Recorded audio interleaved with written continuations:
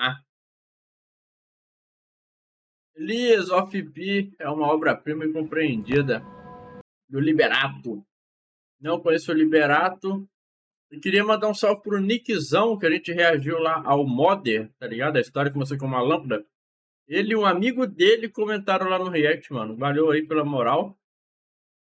Vamos escrever aqui no canal do Liberato, né, velho? Deixar meu link aqui pra dar aquela fortalecida. Qualidade full. Vamos lá, velho. Vamos ver. Aproveitar com a guerra já chegou, né?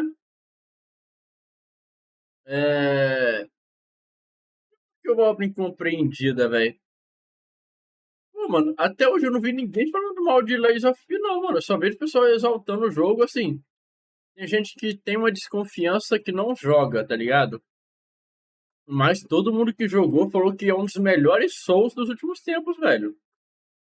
Falaram que é muito bom, mano. Então, pô, sei lá, eu só ouvi elogios sobre Layers of P. E vamos ver a opinião do Liberato aí, né? O que ele traz pra gente. Isso aí que você tá vendo é quando a gameplay de Lies of P foi revelada lá na Gamescom 2022. Você deve estar se perguntando por que eu tô colocando isso aqui no início do Mas vídeo. Layers E é of P é um porque jogo eu cult. conheci o jogo por Tem como o Souls ser um jogo cult? Porque o Souls, o que importa mais é a gameplay, né, velho? Sei lá, eu acho que muita gente, tem gente que se importa, mas eu acho que não deve ser tão grande assim a fanbase que, pô, avalia um Souls pela lore, tá ligado? Pô, nossa, olha a história, a profundidade, não sei o que. Eu acho que não, tá ligado? Acho que é mais pela gameplay mesmo ali. Se tem boss marcante, né, velho? Se o level design é interessante, eu acho que é mais por aí, né? Acho que um jogo cult é que nem o Obscure lá, tá ligado? Umas paradas assim que é mais a questão da história ali, tá ligado? Que é o foco principal, a narrativa. aí. Não por esse trailer, por esse vídeo mesmo. E assim que eu vi isso, eu falei, mano, eu preciso comprar esse negócio que vai sair ano que vem. Chegou 2023, eu baixei. O pior é que eu tava interessado em Lies of P. Só que sabe que por algum motivo eu esqueci desse jogo, mano. Na hora que ele foi anunciado, eu falei, caralho, interessante, mano, preciso. Aí o tempo foi passando, sei lá, apaguei da memória do jogo, tá ligado? A demo e falei, meu Deus, eu preciso comprar isso aqui quando sair. E eu não comprei. Como o ano passado saiu o jogo pra cacete, eu coloquei Ah, Lies of P ali entendi. encostado de canto. E como um bom costume de colocar jogos de canto Isso e aí nunca mais é cult, lembrar que eles trigger. existem, acabou que ficou por isso mesmo. Isso até setembro de 2024. Um ano depois do lançamento do jogo. Quando você pensa no sucesso que Lies of P teve em tão pouco tempo, é realmente impressionante. Em apenas um ano de existência, o jogo já estava nas listas de melhores jogos de 2023, recebeu uma boa quantidade de Jogou no prêmios, PC, conseguindo sua Void? cadeira na mesa, e sim, tudo isso é muito legal, mas a verdade é que, no fim das contas, não é isso que define o valor do jogo. Agora, pense um pouco sobre os estúdios que estão despontando e ganhando destaque. Depois você me Você passou tem as casos como o configurações do seu Black Myth PC. Kong da China, um Pra saber projeto se grandioso eu não vindo de tenho um noção país se vai que dar pra não tem mim jogar numa qualidade boa e gravar ao mesmo tempo, tá ligado? exatamente um histórico robusto de grandes jogos, assim como Lies of P, que é da Coreia do Sul. Esses projetos, eles estão Não emergindo sei, de vai que seu lugares PC que é melhor que o geralmente meu. estão associados a jogos para celular com microtransações. É aí que entra a ironia, porque enquanto a indústria de videogames É porque, infelizmente, eu sou daqueles que tem a síndrome da gravação. Se eu não. Inclusive, vocês gostaram da minha camisa do Bomberman, mano? Agora que eu olhei pra mim ali. É... Eu tenho a síndrome da gravação, velho. Eu tenho que. Eu não posso só eu jogar. Eu tenho que jogar e gravar, tá ligado? Porque quando eu jogo sem gravar, parece que eu tô perdendo conteúdo, velho. Eu tenho isso, mano.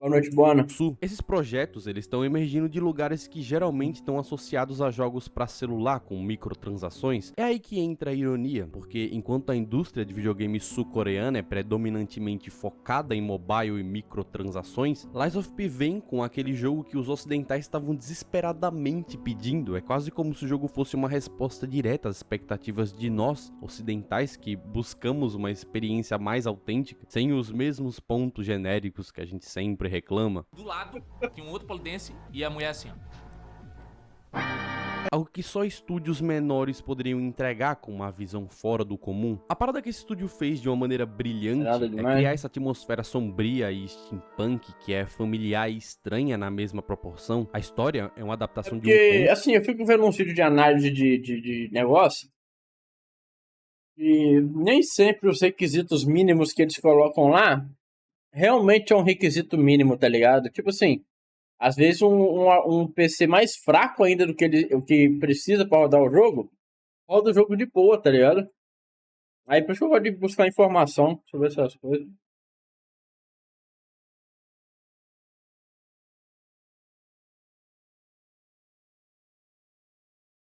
Ah, seu PC tem basicamente. É o mesmo PC que o meu, o seu, praticamente.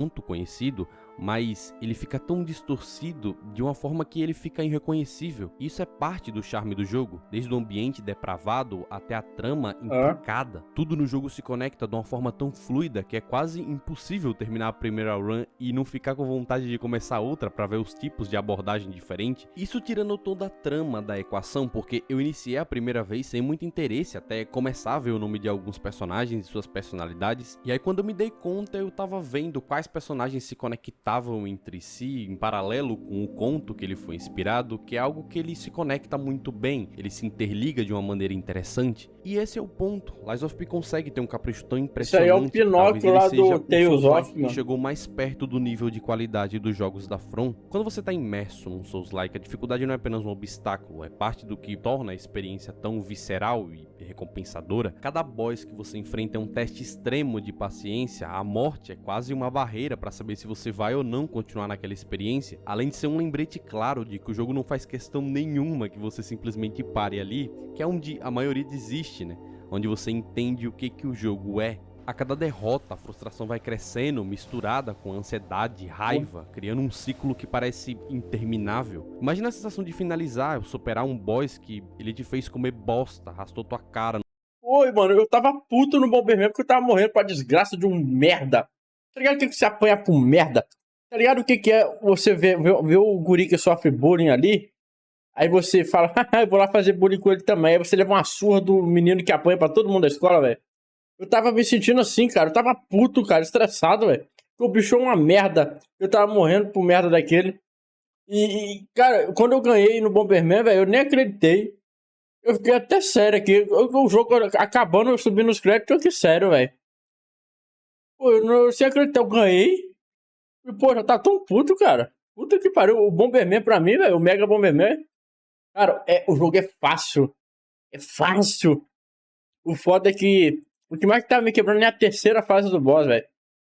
Aí, porra, bicho, é muito simples, cara. Mas o que me deixa mais estressado é que eu perco por burrice minha, velho. Tá ligado? Caralho. No chão, como sei lá, o Sullivan em Foda, tá Irithil, parecendo um ou a Soul-like pra dançarina, mim. o Pai Coruja em Sekiro, que esse eu tenho certeza que tu foi humilhado. Esse aqui, se não me engano, eu tenho que tomar. Assim que você derruba aquele boss, você não sente apenas a satisfação de ter vencido uma luta difícil, é o alívio de ter vencido só. Pô, eu vou tomar uma. Eu vou ser. Cara, Sekiro vai ser o meu top 1 Souls. A discussão se é ou se não é Souls, né, mano? Acho que a maioria considera Souls, né?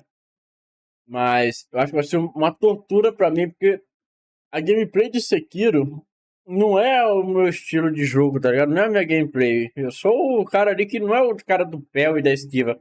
Eu sou o cara que defende e ataca, né? O cara do contra-ataque. Pô, eu vou tá fudido, velho. Suas próprias limitações, esse sentimento de raiva, Porra. estresse e incapacidade misturados que você só quer passar do boss pra parar de sentir isso, é como se esses sentimentos depois fizessem sentido. Porque quando você finalmente vê ele no chão, a sensação de realização é indescritível. É um misto de euforia, orgulho, sabendo que você superou um obstáculo. Pô, eu tava tentando jogar Demon Souls, cara. O New Game Mais, né? Abandonando, assim, não tanto, mas eu ainda tava com a armadura, mas usando arma leve e sem escudo, push, tá ligado? O foco vai ser só os bosses. Pô, mas aí eu tomo uma flechada de um inimigo merda, eu morro. Aí, porra, já tá me dando raiva, mano. Correu o cenário inteiro, chegando no boss, uma flechinha, e morre. Porra, velho, cara, eu já tava me estressando, falei, não, quer saber? Já zerei mesmo, não vou me estressar mais, vamos pro próximo, velho. É um misto de Tô sem condição. euforia, orgulho, sabendo que você superou um obstáculo que parecia quase impossível. É a experiência crua e intensa que transforma o ato de derrotar um boss em algo memorável. É o momento que você se sente verdadeiramente realizado e conectado com a jornada que o jogo propõe. E o motivo de eu estar falando isso tudo é que, quando o Souls-like começou a virar um gênero menos bolha, principalmente depois de Elden Ring, alguns devs viram ali uma oportunidade de criar histórias que fossem realmente interessantes de se entender, atrás de um modelo de gameplay que já tem uma aprovação popular e que é, acima de tudo, divertido. A narrativa, pra quem não tá ligado, ela pega como base a história do Pinóquio, que todo mundo conhece das animações da Disney. E essa é uma parada que chama ainda mais atenção pra Lies of P, porque não existem muitos títulos famosos que distorcem esses contos clássicos. Talvez o ponto mais alto que eu lembre agora seja Alice Madness Returns, lá do PlayStation 3 e Xbox 360. E é claro, eu tô falando desses contos que se tornaram famosos por terem ido pra um lado mais infantil, mas o que talvez muita gente não saiba é que o Pinóquio da Disney é bem diferente do que o Carlos Collodi escreveu em 1888, Esse da Alice é o hack and livro slash, original, um conto bem mais sombrio e cheio de contradições, enquanto a versão da Disney é fofinha, é leve. A de Collodi é bem mais dura e reflete os problemas sociais da Itália no século XIX, misturando o moralismo com um toque de humor negro e não se deixando levar pelo sentimentalismo. A Itália da época estava lutando para se encontrar após a reunificação e liderava com pobreza e problemas sociais, e isso transparece na história do Pinóquio. E é aí que a galera da Round 8, que é o estúdio que desenvolveu o jogo, resolveram pegar essa história cheia de camadas e trazer a sua própria visão para um jogo no estilo Souls-like. Eles queriam explorar uma narrativa rica e aproveitam essa base para construir algo novo. Além disso, esse período europeu no final do século XIX, começo do século XX, com toda essa mistura de romance, progresso e agitação cultural, também inspirou o jogo, tanto que a ideia era mostrar a transformação de Kratos, que é o cenário onde o jogo se passa, né, de um lugar próspero para um ambiente decadente. A galera que tá reclamando da gente que tá reclamando, tipo assim, gerou um movimento de crítica sobre o modo fácil do Lies of P. Aí teve um idiota lá que foi comentar que, ai, vocês são tudo sem noção, sei lá o quê. Vocês não aceitam, o jogo não é pra vocês. Se vocês não gostam do modo fácil, é porque o jogo não é pra vocês. Não, meu querido, é o contrário. Né, velho? Os desenvolvedores foram cagões de aceitar uma merda dessa, cara, pra poder abranger mais pessoas, né, velho? Porque esse nicho de jogo não é pra você, né? Porque você que defende modo easy em Souls-like, você é o mesmo cara que, quando fica preso em puzzle, vai pesquisar na internet pra poder passar. Você é esse cara, velho. Infelizmente. Capturando bem essa pegada mesmo, que é conhecida como Bela Época. O diretor mencionou que foi um desafio equilibrado. Mano, falando isso, eu fiquei preso num puzzle, velho. Não fiquei tanto tempo preso, não. Mas fiquei um tempinho. No God of War. Pô, mano. Depois eu fiquei rindo de mim mesmo, velho. Eu peguei aquela pedra lá que você pode restaurar. Por exemplo, esse bicho aí. Você quebra ele, ele desmonta. Essa pedra permite você retroceder o tempo daquele negócio. Remonta ele, desmonta ele, certo? Aí tinha uma roda gigante lá, mano. Monta a roda. Desmonta a roda. Monta a roda. Desmonta a roda. Pô, eu fiquei uns 10 minutos assim, cara. Monta a roda, desmonta a roda. Até eu entender o que era pra fazer, cara. Um imbecil. Porra. Equilibrar tudo isso sem comprometer a gameplay. Eles até pensavam em incluir o mundo aberto, opções de multiplayer, mas eles acabaram focando no que faz um Souls-like brilhar, que com certeza foi a melhor opção possível. E como a equipe também gostava muito do gênero, isso acabou se refletindo. Eu tô no Ascension, né? Aí terminando o Ascension eu vou pros atuais. nas Eu já tenho que mecânicas, começar a na juntar uma dificuldade graninha e já na pro própria maneira Ragnarok, de velho. contar a Vou comprar história. ele. Eu ainda acho que ele vai além, incorporando essa coisa melancólica do Souls sobre não perder a humanidade em um mundo onde isso já não existe mais, em todo o âmbito do projeto. A gente tá falando de um mundo onde a humanidade foi substituída por seres artificiais. E é como se essas essa galera quer carcaças contar a fossem mais do que história aí. apenas peças de Vai caçar metal e outro jogo pra botar engrenagens. Eles vão história. manifestando algum Vai tipo caçar jogo cult, mano. Quer história? Vai jogo cult, mano. Aí beleza. caças fossem mais do que apenas peças de metal e engrenagens, eles vão manifestando algum tipo de alma que busca algo cult que é eles história e não sabem experiência junto. exatamente o que é. O jogo mergulha nessa ideia de como algo não humano reage ao fato de começar a ter sentimentos e como isso consequentemente leva a eles buscarem tanto uma identidade quanto um significado. E essa discussão, ela não é nova. Esse tema atravessa a história do entretenimento, desde lá do cinema mudo, quando saiu Metrópolis, ali na década de 20, que explorava já essa questão das máquinas tentando entender o que são essas coisas que o ser humano sente, que afetam o seu humor. Mas eu vou discordar. Eu vou pegar um ponto para justificar esse ponto. Ah, mas não tem problema, é só você não jogar no modo fácil. Beleza. Então sempre que tiver um jogo cult, eu quero tudo explicadinho. Não quero assim, depende da interpretação de... Não. Eu quero tudo explicadinho no manual no jogo, tá? De toda a história. Chega desse negócio de interpretação, tá bom? Vamos combinar assim? Aí você não quer, né, velho? Ah, não. Tem que pegar as nuances. Beleza. E o Souls-like, você tem que pegar a experiência. Né? Vou justificar um com o outro. Toma lá da cá.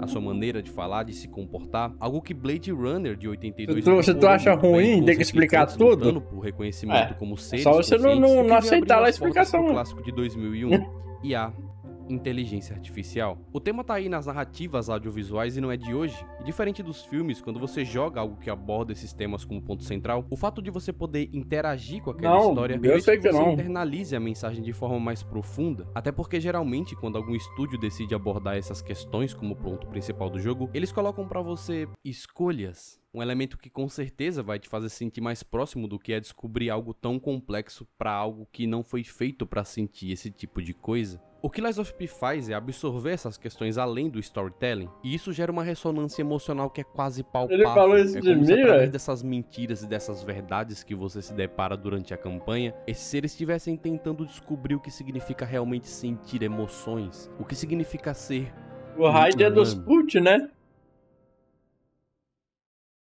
Tudo começa com uma borboleta azul, com uma voz feminina que pede a nossa ajuda enquanto entra no peito do nosso personagem, que já nos revela de cara que a gente é criação de Gepeto, que assim como no conto original ele cria o personagem, mas ao invés de sermos de madeira, a gente é o que essa voz chama de títere, essencialmente um tipo de marionete ou fantoche. E isso fica claro quando o personagem desperta numa cadeira com ferramentas ao lado, como se alguém estivesse modificando, trocando partes dele. Isso num vagão? Com alguns passos pra frente a gente encontra uma lâmpada e com ela um personagem alojado dentro, Gemini, que logo se apresenta com uma voz robótica. Ele faz alusão ao grilo falante do conto do Pinóquio, dado seu nome à personalidade curiosa que fala pra caralho. Puppets will have changed B from Moonlight Town.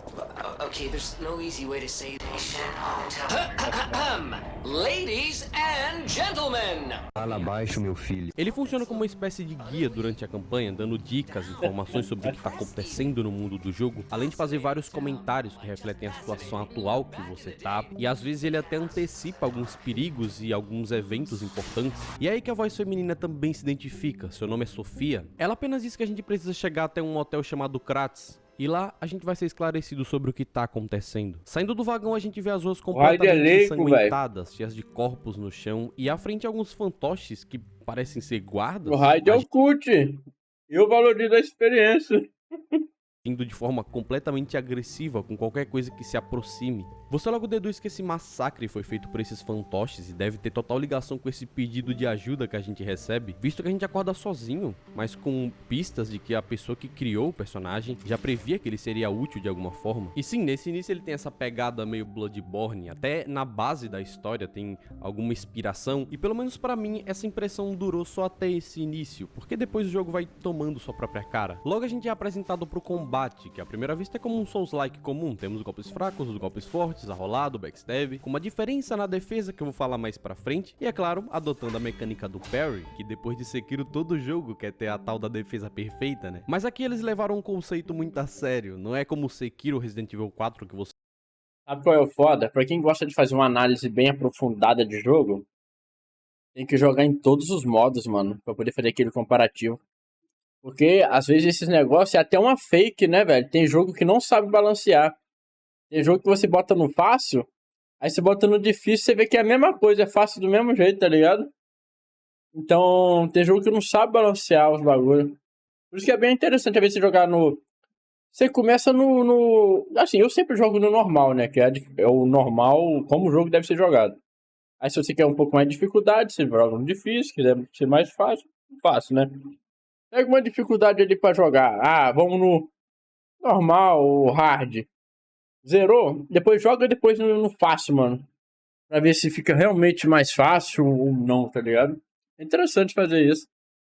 consegue aplicar o parry spamando o botão da defesa, você precisa literalmente defender na hora exata do golpe, o que destrói a arma desses soldados comuns, mas você vai sentir a necessidade de usar de verdade mesmo quando você encontrar um primeiro inimigo com um porte grande, que tem sequências de ataques muito emendadas, com um alcance muito maior, porque isso dificulta você desviar dos ataques e esquivar. Você não só quebra a arma desse tipo de inimigo quando executa o parry, mas você também abre a postura dele para efetuar um crítico. E a gente vai abordar mais do combate lá na frente, porque ainda falta mecânicas para serem implementadas no todo, já que toda essa primeira parte serve como um tutorial de combate do jogo para que você se familiarize com ele. Mais na frente a gente encontra um cara vendendo alguns itens e lembrem desse rosto aqui. Ele fica surpreso de encontrar alguém ali ainda e ele pergunta se a gente não sabe que a organização caiu, mas não revela que organização é essa. Quando ele vê que você quer passar pro outro lado, ele apenas sugere que você compre alguma coisa nele para enfrentar o que tá mais na frente. E é claro, te deseja sorte, porque você vai precisar.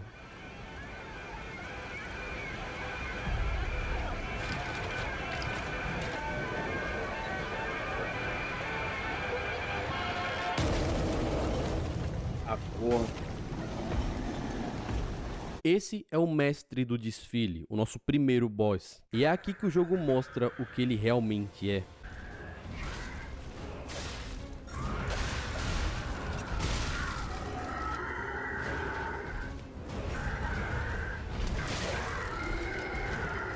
Mas o cara é um animal também, né, velho?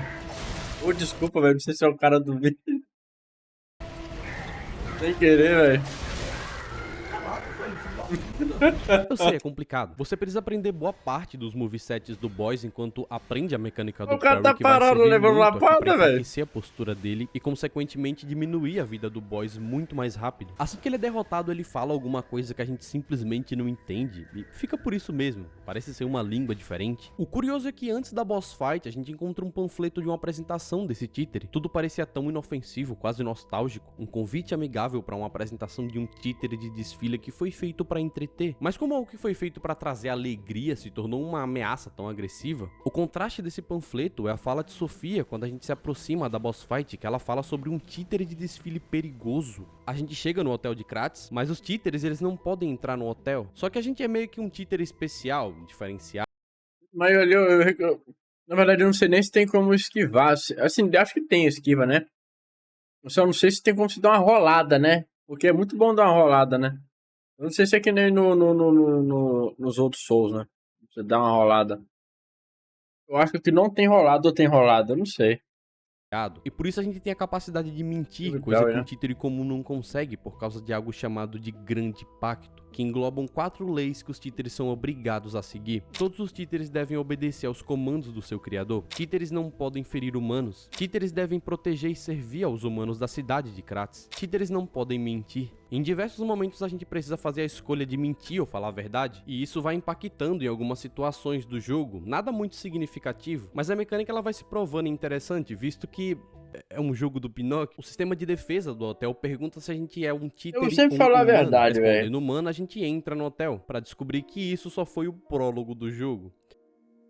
Todo esse conteúdo foi na verdade a demo que eles disponibilizaram um pouco antes do lançamento, o que aumentou ainda mais o hype na época. Afinal, a gente sabe como essa indústria funciona. A quantidade de material que a dona da IP revela antes do lançamento funciona quase como um termômetro do potencial daquele projeto. E se eles soltaram É igual aquela que tava eu vou lá discutindo sobre gameplay ou não, né? Que não é gameplay de The Witcher, né? Mas é uma gameplay, né?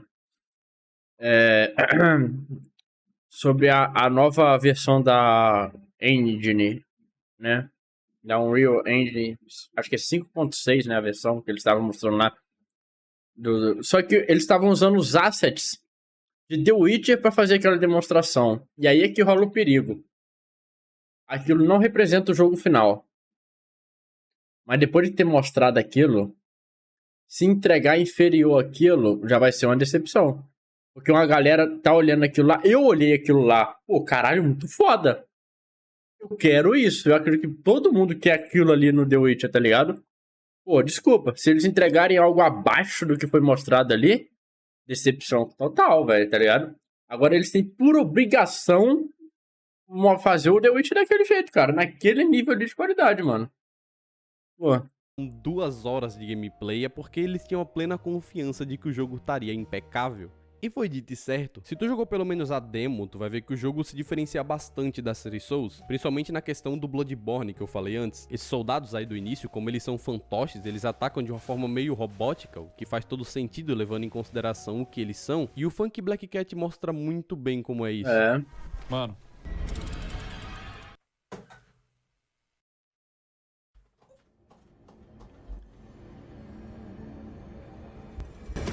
E pô, aqui você vê um potencial de criar cenários quando colocam um motor gráfico insano na mão de quem sabe fazer. Eles extraíram o suco da Unreal Engine e isso só me deixa mais ansioso pra ver os projetos grandes que estão sendo feitos aí, construídos na Unreal. Mas enfim. Não, e o 5.6, se aquilo lá que foi mostrado na versão 5.6 tá rodando a 60 FPS, 4K, lisinho, sem estabilidade. No PlayStation 5, detalhe, base, não é nem o PS5 Pro.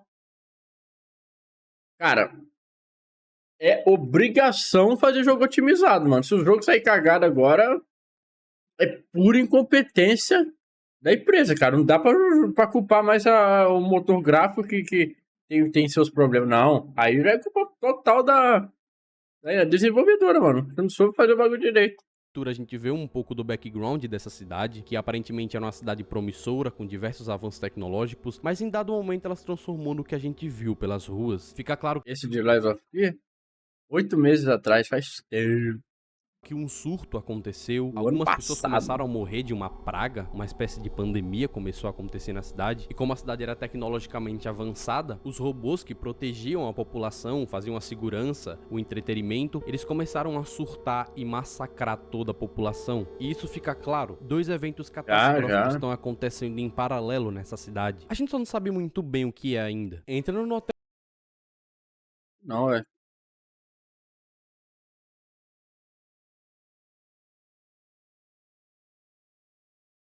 Não. A gente conhece de fato Sofia, que aqui obviamente é a nossa Maiden, ou se você preferir, a mulherzinha clássica que evolui o personagem. O que eu gosto do Lies of P nesse aspecto é que o jogo busca simplificar a distribuição de atributos e o sistema de evoluir o personagem. Eles são reduzidos para 6 principais. Obviamente, pra mim.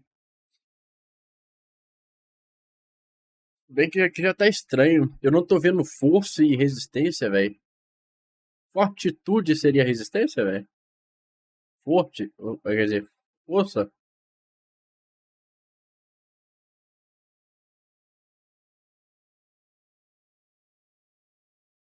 Técnica.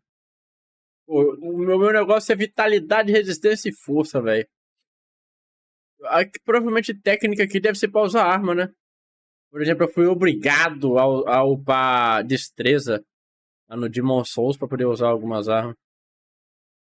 principais, que é vitalidade, vigor, capacidade, motricidade, técnica e avanço, e cada um deles é ligado diretamente a aspectos básicos do personagem, como os pontos de vida, estamina, peso que você pode carregar, e afinidade com diferentes tipos de armas. Isso simplifica aquele modelo From Software, que você tem que upar coisas como fé, adaptabilidade, que muitas vezes... Pô, mas tem que ser um robô que nem o Genos, cara. Vai fazendo upgrade pra ficar boladão, e sempre leva uma surra no final. Afeta uma série de elementos interconectados, como a magia ou um certo tipo de resistência específica que vai te deixar todo perdido se você não é acostumado com esse tipo de abordagem. Você olha pra essa porra aqui, você não entende nada. E eu nem...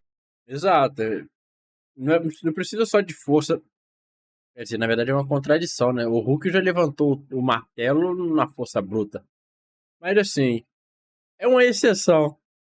Aí você precisa mais de destreza do que força pra levantar o Mjolnir, né, velho? Se você não é acostumado com esse tipo de abordagem. Você olha pra essa porra aqui, você não entende nada. E eu nem vou falar de Nioh, que é sacanagem aquilo ali. Sofia reconhece as nossas dúvidas e fala que Gepeto, nosso criador, vai respondê-las. Ela fala que ele foi visto pela última vez na Avenida Elysium e que a gente possivelmente vai encontrar ele lá. Mas antes a gente dá um rolezão no hotel pra conhecer as pessoas que estão abrigadas lá dentro. Isso inclui a senhora Antônia. E logo de cara dá pra perceber que tem algo errado com ela. A mulher tá sofrendo dessa coisa que tá se espalhando pela cidade, que é a doença da petrificação. Basicamente as pessoas que pegam isso começam a ter o corpo endurecido, como se estivesse virando pedra mesmo. Por isso que o rosto dela tá daquele jeito, cheio de marcas e rachaduras. E essa doença se espalhou muito rápido pela cidade. Do nada as pessoas começaram a apresentar sintomas e ninguém conseguia explicar exatamente o porquê. Talvez tenha alguma relação com o caos geral que roda em Kratos. Mas a verdade é que ninguém sabe ao certo. E o clima lá dentro do hotel é bem pesado por conta disso. A doença ela não é só física, tá ligado? Ela mexe com o psicológico das pessoas. Tipo, você vê sua pele ficando endurecida e sabe que não tem cura. Como acontece com os personagens lá em The Last of Us, por exemplo. Quando eles levam a mordida, eles sabem que aquilo não tem mais jeito e que breve eles vão perder a consciência pro fungo. A diferença é que aqui os personagens viram pedra, sua garganta fica endurecida, seu rosto vai endurecendo e deve ser uma sensação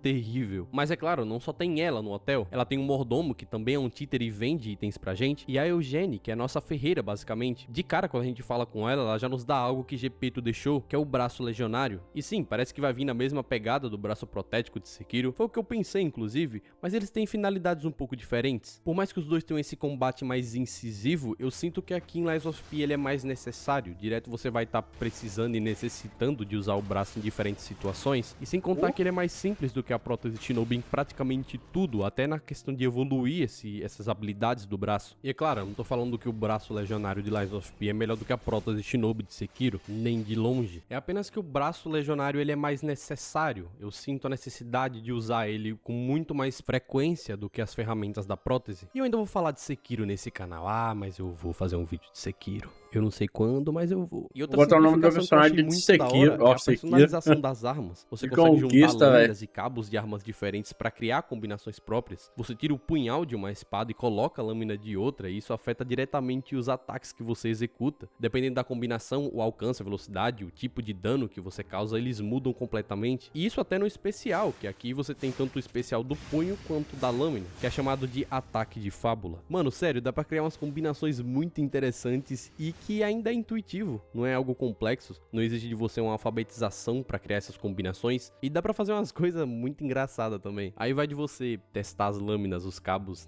das armas que você pega pra combar com os outros, pra você testar o que você mais gosta. Voltando pro nosso objetivo, a gente passa por essa Avenida Elysium, que deixam as marcas de todo o catástrofe, o rastro das pessoas tentando fugir de seus protetores. Eu vi um braço já é passado ali, pra você na estética, que fala frequentemente com você de que ao mesmo tempo que tem corpos de pessoas que pareciam fugir desesperadamente de algo, ainda existem outras pessoas presas tentando se esconder dos títeres, enquanto sofrem com a infeliz praga que tomou conta da cidade. E no caminho a gente encontra uma pessoa. Não vemos o seu rosto, ela apenas lamenta que você não é um amigo dela, que era quem ele queria por perto para passar seus últimos momentos de vida, nem que seja ouvindo, conversando com essa pessoa. Mais na frente a gente encontra uma mulher com uma situação parecida, ela já tá cega e tá clamando pelo seu filho que tomaram dela para colocar em quarentena, e ela implora para que você resgate ele. Você tem a opção de dar um boneco de um bebê na esperança que isso a conforte nos seus últimos momentos de vida, ou simplesmente dizer a verdade, que ela não vai ver o bebê dela novamente. É dessa maneira que o jogo te faz compreender compreender o que essas pessoas que moram nessa cidade estão passando no meio desse caos. A gente vê e vive de perto os seus dramas finais, a situação deplorável e triste dessas dá um pessoas bebê nos seus reborn, últimos velho. dias de vida trancadas, esperando uma morte iminente. E a única coisa que elas Eu daria querem um bebê nesse momento reborn, é velho. passar os seus últimos dias com as pessoas que elas mais amam. E talvez morrer com Seu esse cu. sentimento Boa noite, seja Clever. mais confortante. Oh, my sweet Elena. There, my Ô, Cleio, não, o baby. Fume tá enchendo o saco, velho. I Porra, missed you so acerta o much. rabo dele, velho. Foi o meu placar, inclusive eu acertei o placar. Botei 3-1, acertei. A gente encontrou um humano com uma cabeça de burro que confronta Gepeto, que tá dentro de uma carroça, sobre ele saber o porquê de tudo isso tá acontecendo na cidade, já que ele é o criador desse. Pô, quando eu for fazer o... Cara, pra mim eu tinha obrigação de ganhar, velho. Quando eu for fazer o react dele lá, que ele pediu, eu vou contextualizar bem as coisas, né? Eu não acho que a gente tá no mesmo nível dos europeus, não, né, velho? Pra mim, o que mais tá surpreendendo é o Fluminense em questão de elenco, né? Agora, Botafogo, Flamengo e Palmeiras, olha o quanto esses caras gastam, velho, investem no futebol. E tem as melhores estruturas hoje, tá ligado? Porra. Pelo menos um jogo de igual pra igual tem que fazer, no mínimo, né? Agora, bota um Cuiabá, um Juventude, um Atlético Mineiro, bota uns cabos assim pra jogar contra eles lá. Eu acho que apanhava, velho. É porque literalmente foi com exceção do Fluminense. Mas foram os melhores do Brasil, né, velho, pra lá. No mínimo tem que fazer um papel decente. E eles estão em final de temporada lá. O Chelsea tá uma porcaria. Ganhou, acho que a Conference League, que é praticamente a terceira divisão da Europa. Porto tá horroroso. Então, assim, há contexto. Eu vou contextualizar tudo lá no meu vídeo, velho. A gente encontrou um humano com uma cabeça de burro que confronta Gepeto, que tá dentro de uma carroça, sobre ele saber o porquê de tudo isso tá acontecendo na cidade, já que ele é o criador desses bonecos, mas ele logo nos identifica como títeres do diabo e puxa a espada pra gente, É. o que nos obriga a lutar.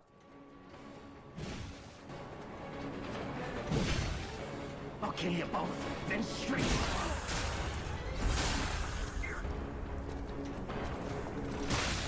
Zerou igual o Igor, né, o Clever? Tô ligado.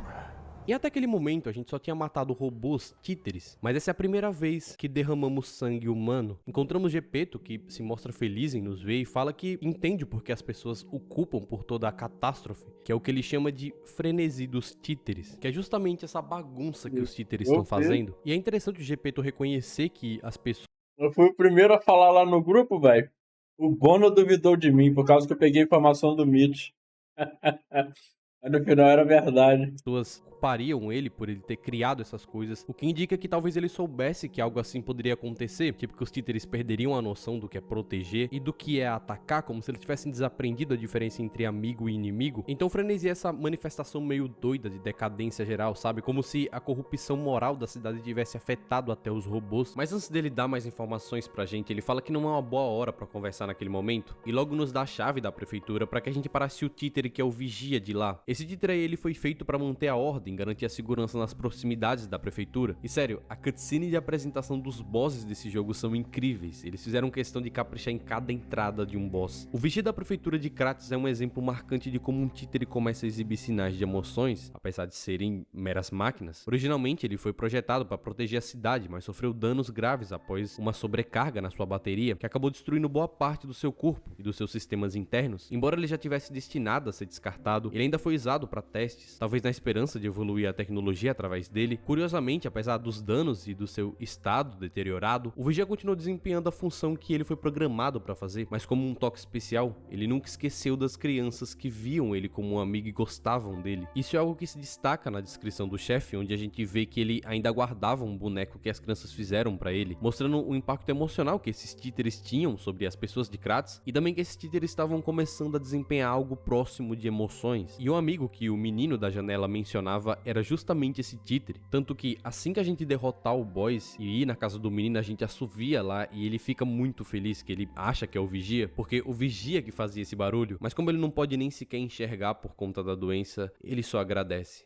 Esse aqui eu passei um sufoquinho na primeira vez. Pô, o bicho assusta você com esses ataques que ficam todo elétrico, voando e os caralho. Mas aqui a gente já tem os espectros que você invoca antes da arena do boss com um fragmento de estrela pra te ajudar na fight, que é uma opção. E deixa o jogo bem menos estressante, que vai por mim. A não ser que você tenha o famoso eguinho, né? Aí é foda. A gente volta pro hotel e sobe pra sala do Gepeto pra trocar uma ideia com ele. Mas antes ele dá mais uma missão, que é resgatar alguém muito importante. Lorenzini Venini. Ele é um gênio da engenharia de Kratos e o responsável Eu por muitos dos acreditava, mano. Eu avanços respeitava tecnológicos os da dois, né, cidade, velho? especialmente na criação dos títeres. Pô, mas pior que...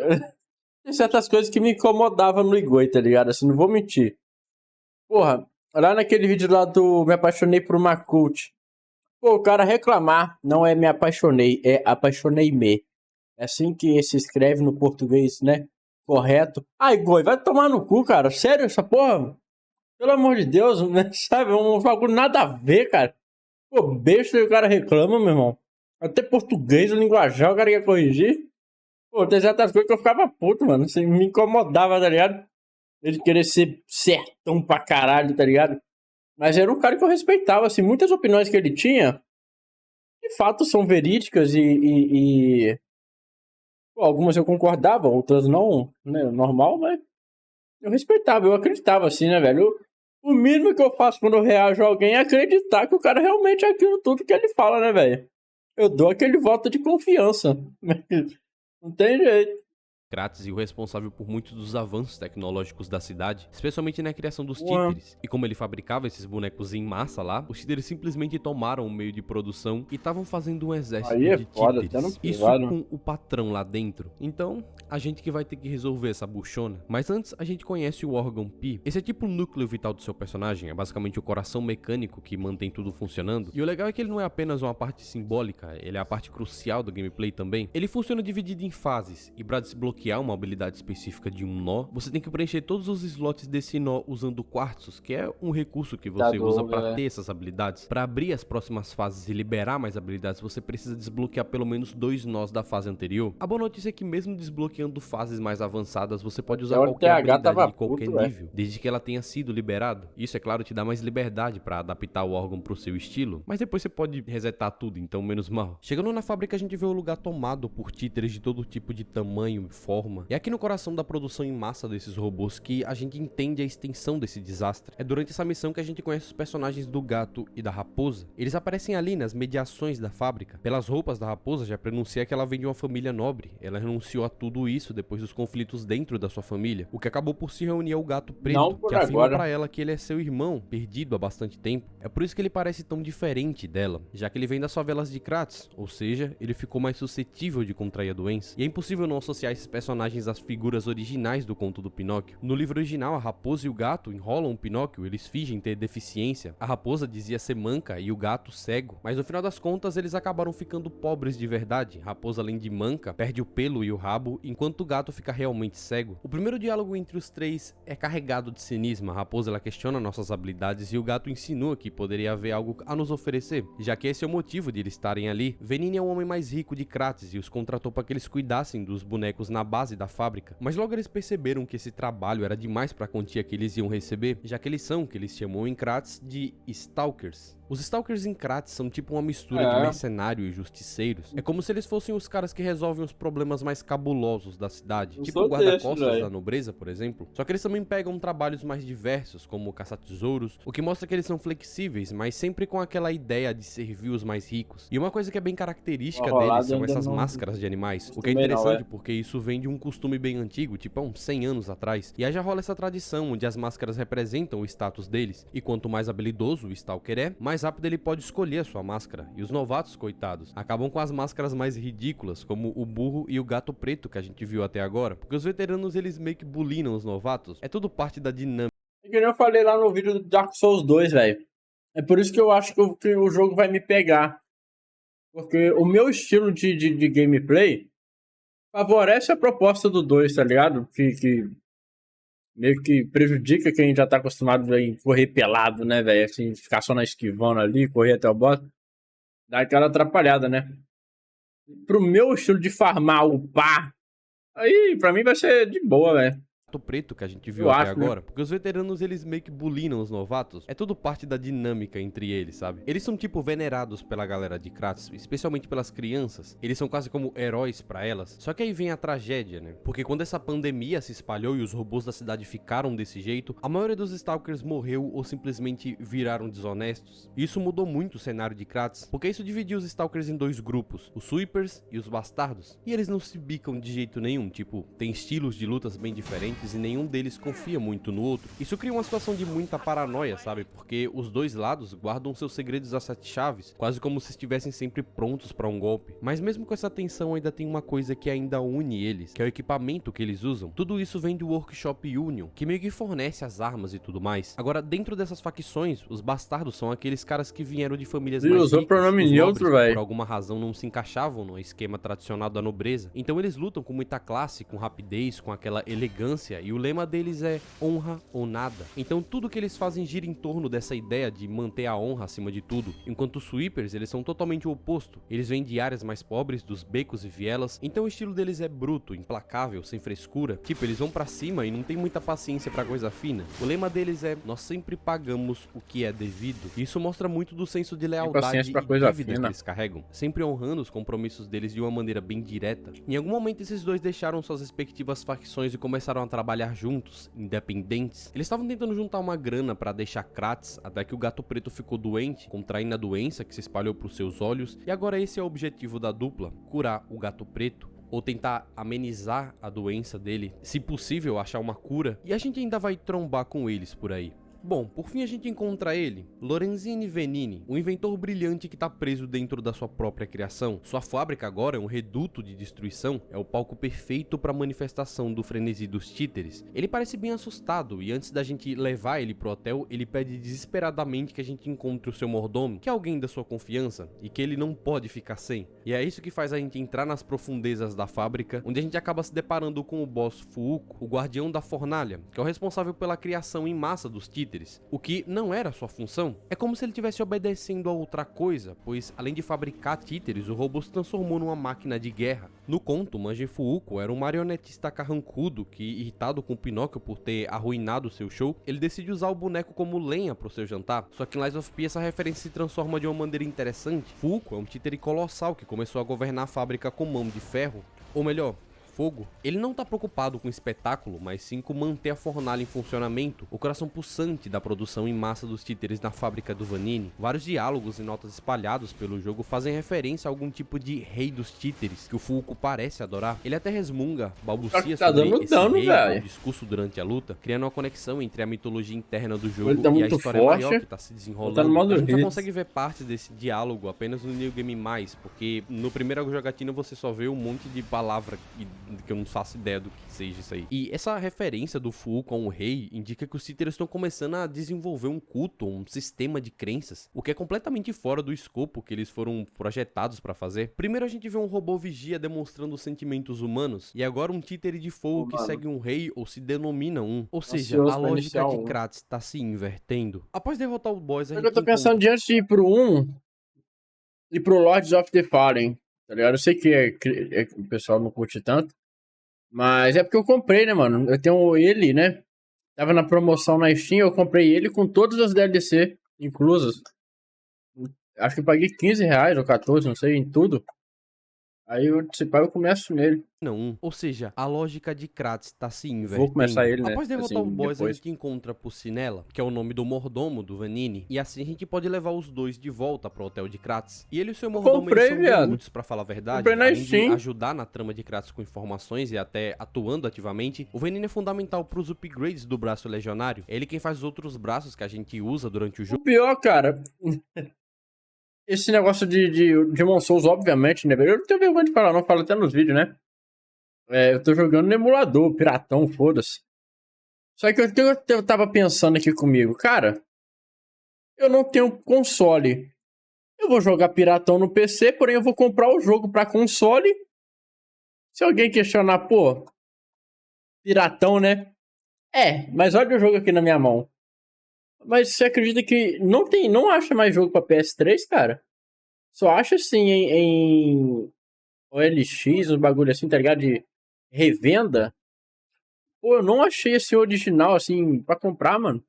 Acabou já a mídia de PS3, mano. Que tristeza. O Vanini é fundamental para os upgrades do braço legionário. É ele quem faz os outros Não é braços que ruim? a gente usa durante o jogo, além de Ah. disponibilizar a máquina para evoluir os estágios do braço e acoplar rebolo de diferentes tipos na sua lixadeira, o que te faz ter um elemento na própria lixadeira que a gente usa para molar a arma, como o ácido fogo que amplia o dano da tua lâmina, aplicando Mas, cara, assim, seria um vídeo interessante pra falar sobre.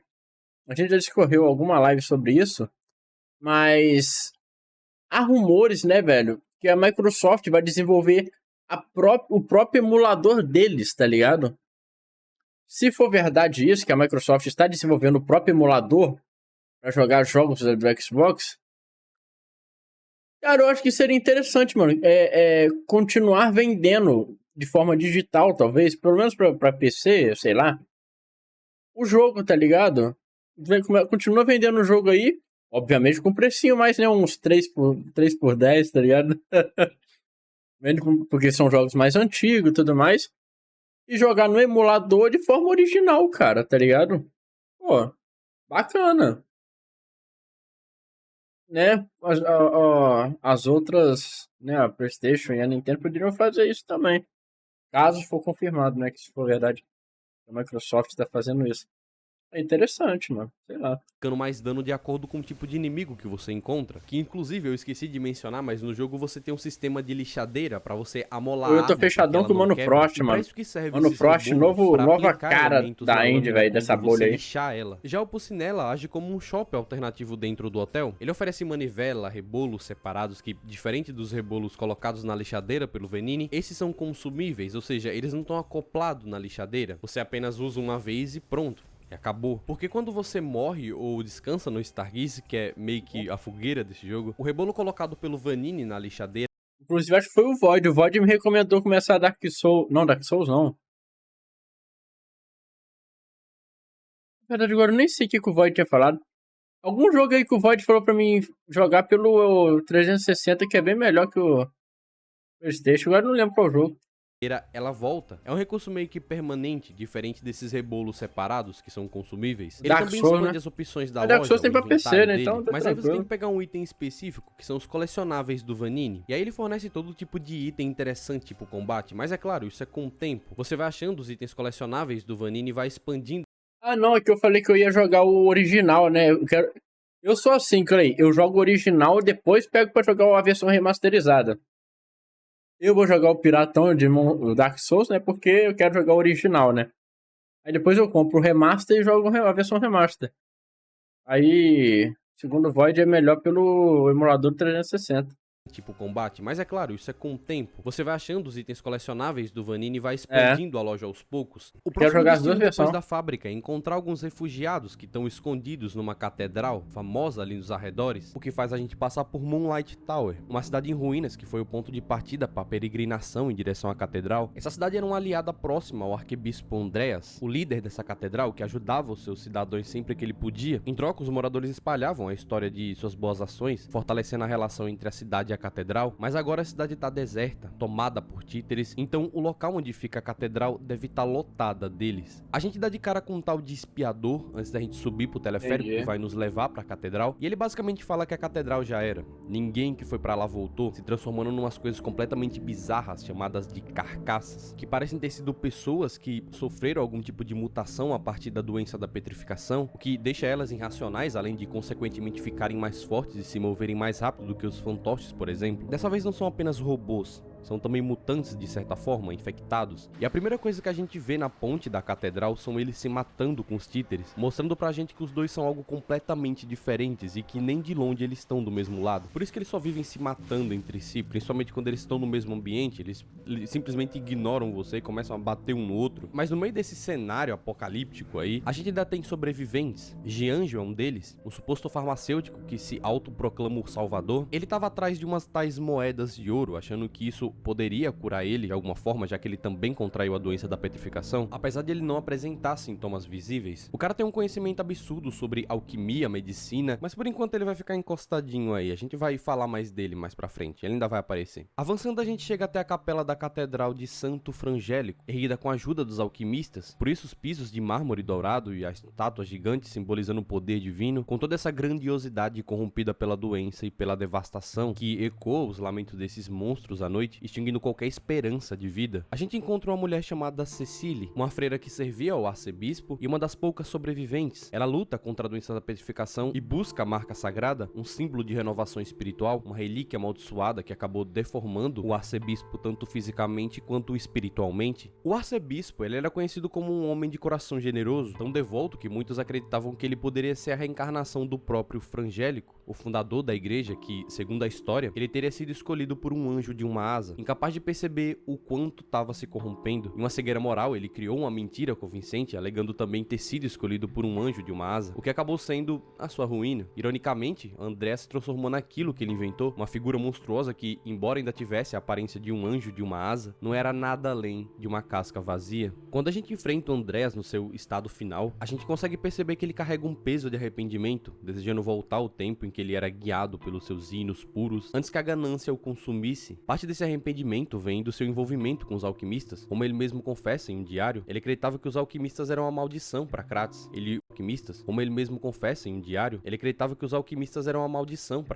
Ele os condenou como responsável por toda a calamidade que se abateu sobre a cidade, enquanto ele se considerava o salvador designado por Deus para proteger Kratos do seu destino. Só que essa crença ela parece cada vez mais frágil, já que os monstros que a gente encontra na igreja e os efeitos devastadores da sua aliança com os alquimistas mostra que ele tava longe de ser um herói. E o mais perturbador Falei é que, aqui mais apesar cedo, dessa mano, que fala Sekiro sobre salvar Kratos, vai ser uma parece que ele tortura pra tava mim, apenas já que eu não sou esse player aprofundando de os problemas esquiva. de Kratos, talvez sem Pelve, nem né? se dar conta mais. Derrotando Andreas, começamos a ver alguém absorvendo o ergo dos bosses que a gente enfrentou, mas não sabemos muito bem quem é, só dá pra ver as costas e uma máquina sugando esse ergo. Subimos até a biblioteca da catedral e encontramos um sujeito bem peculiar, com uma cabeça de cachorro, admirando o horizonte. Ele se apresenta como Alidoro, um caçador de tesouros famoso, e afirma ser descendente de aristocratas, com baita conhecimento das ruínas e as relíquias de Kratos. Ele fala que a sua Nem Sekiro pra PC, sabia não, velho. missão é ajudar as pessoas comuns, coletando esses tesouros e devolvendo-as para os seus verdadeiros donos. Mas, curiosamente, ninguém nunca viu o rosto por trás da máscara de cão de caça que ele usa. E como de costume, o nome Alidoro faz referência ao cachorro do conto original, que ele acaba salvando o Pinóquio de ser comido pelos pescadores verdes. O Alidoro então pergunta se a gente conhece algum lugar onde ele possa se refugiar, algum lugar limpo, confortável, civilizado. Como ele parece ser gente boa, a gente indica ele pro hotel de Kratos. Até porque lá no hotel ele vai virar um shop para que a gente possa usar o ergo dos bosses, que é tipo um ergo especial, para comprar algumas armas especiais que a gente só consegue com ele, como a grande espada sagrada da Arca, ou a de 7 espirais, que provavelmente você já viu mesmo que você não tenha jogado o jogo. Seja em alguma stream ou em alguma gameplay do YouTube, você vê muita gente utilizando esse tipo de arma. Com as notícias sobre as carcaças na catedral, Sofia manda a gente para explorar o distrito de Malum, pois é possível que esse lugar também esteja sobre ataque dessas mutações. Nesse momento, Venini nos entrega um decodificador de ondas de ergo, projetado para interceptar transmissões entre os fantoches pirateou inimigos pra tentar Blasphemous, velho. entender a causa da origem dos frenesi das marionetes. Isso vai ser importante pra gente. Seguindo em frente, a gente chega no distrito de Malum, um lugar decadente, quase como se refletisse o mesmo colapso moral que Andreas representa,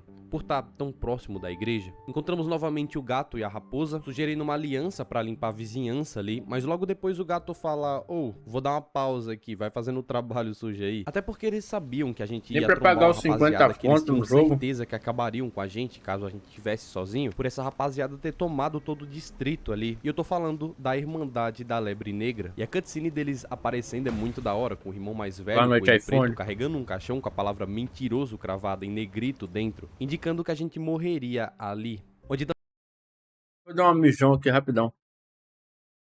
Já volto.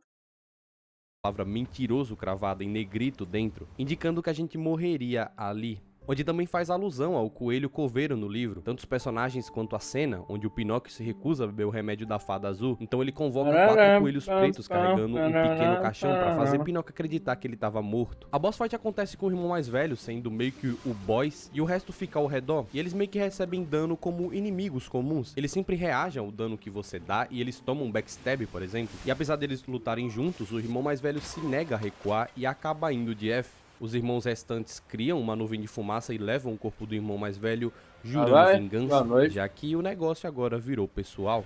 Damn you. You'll pay for that.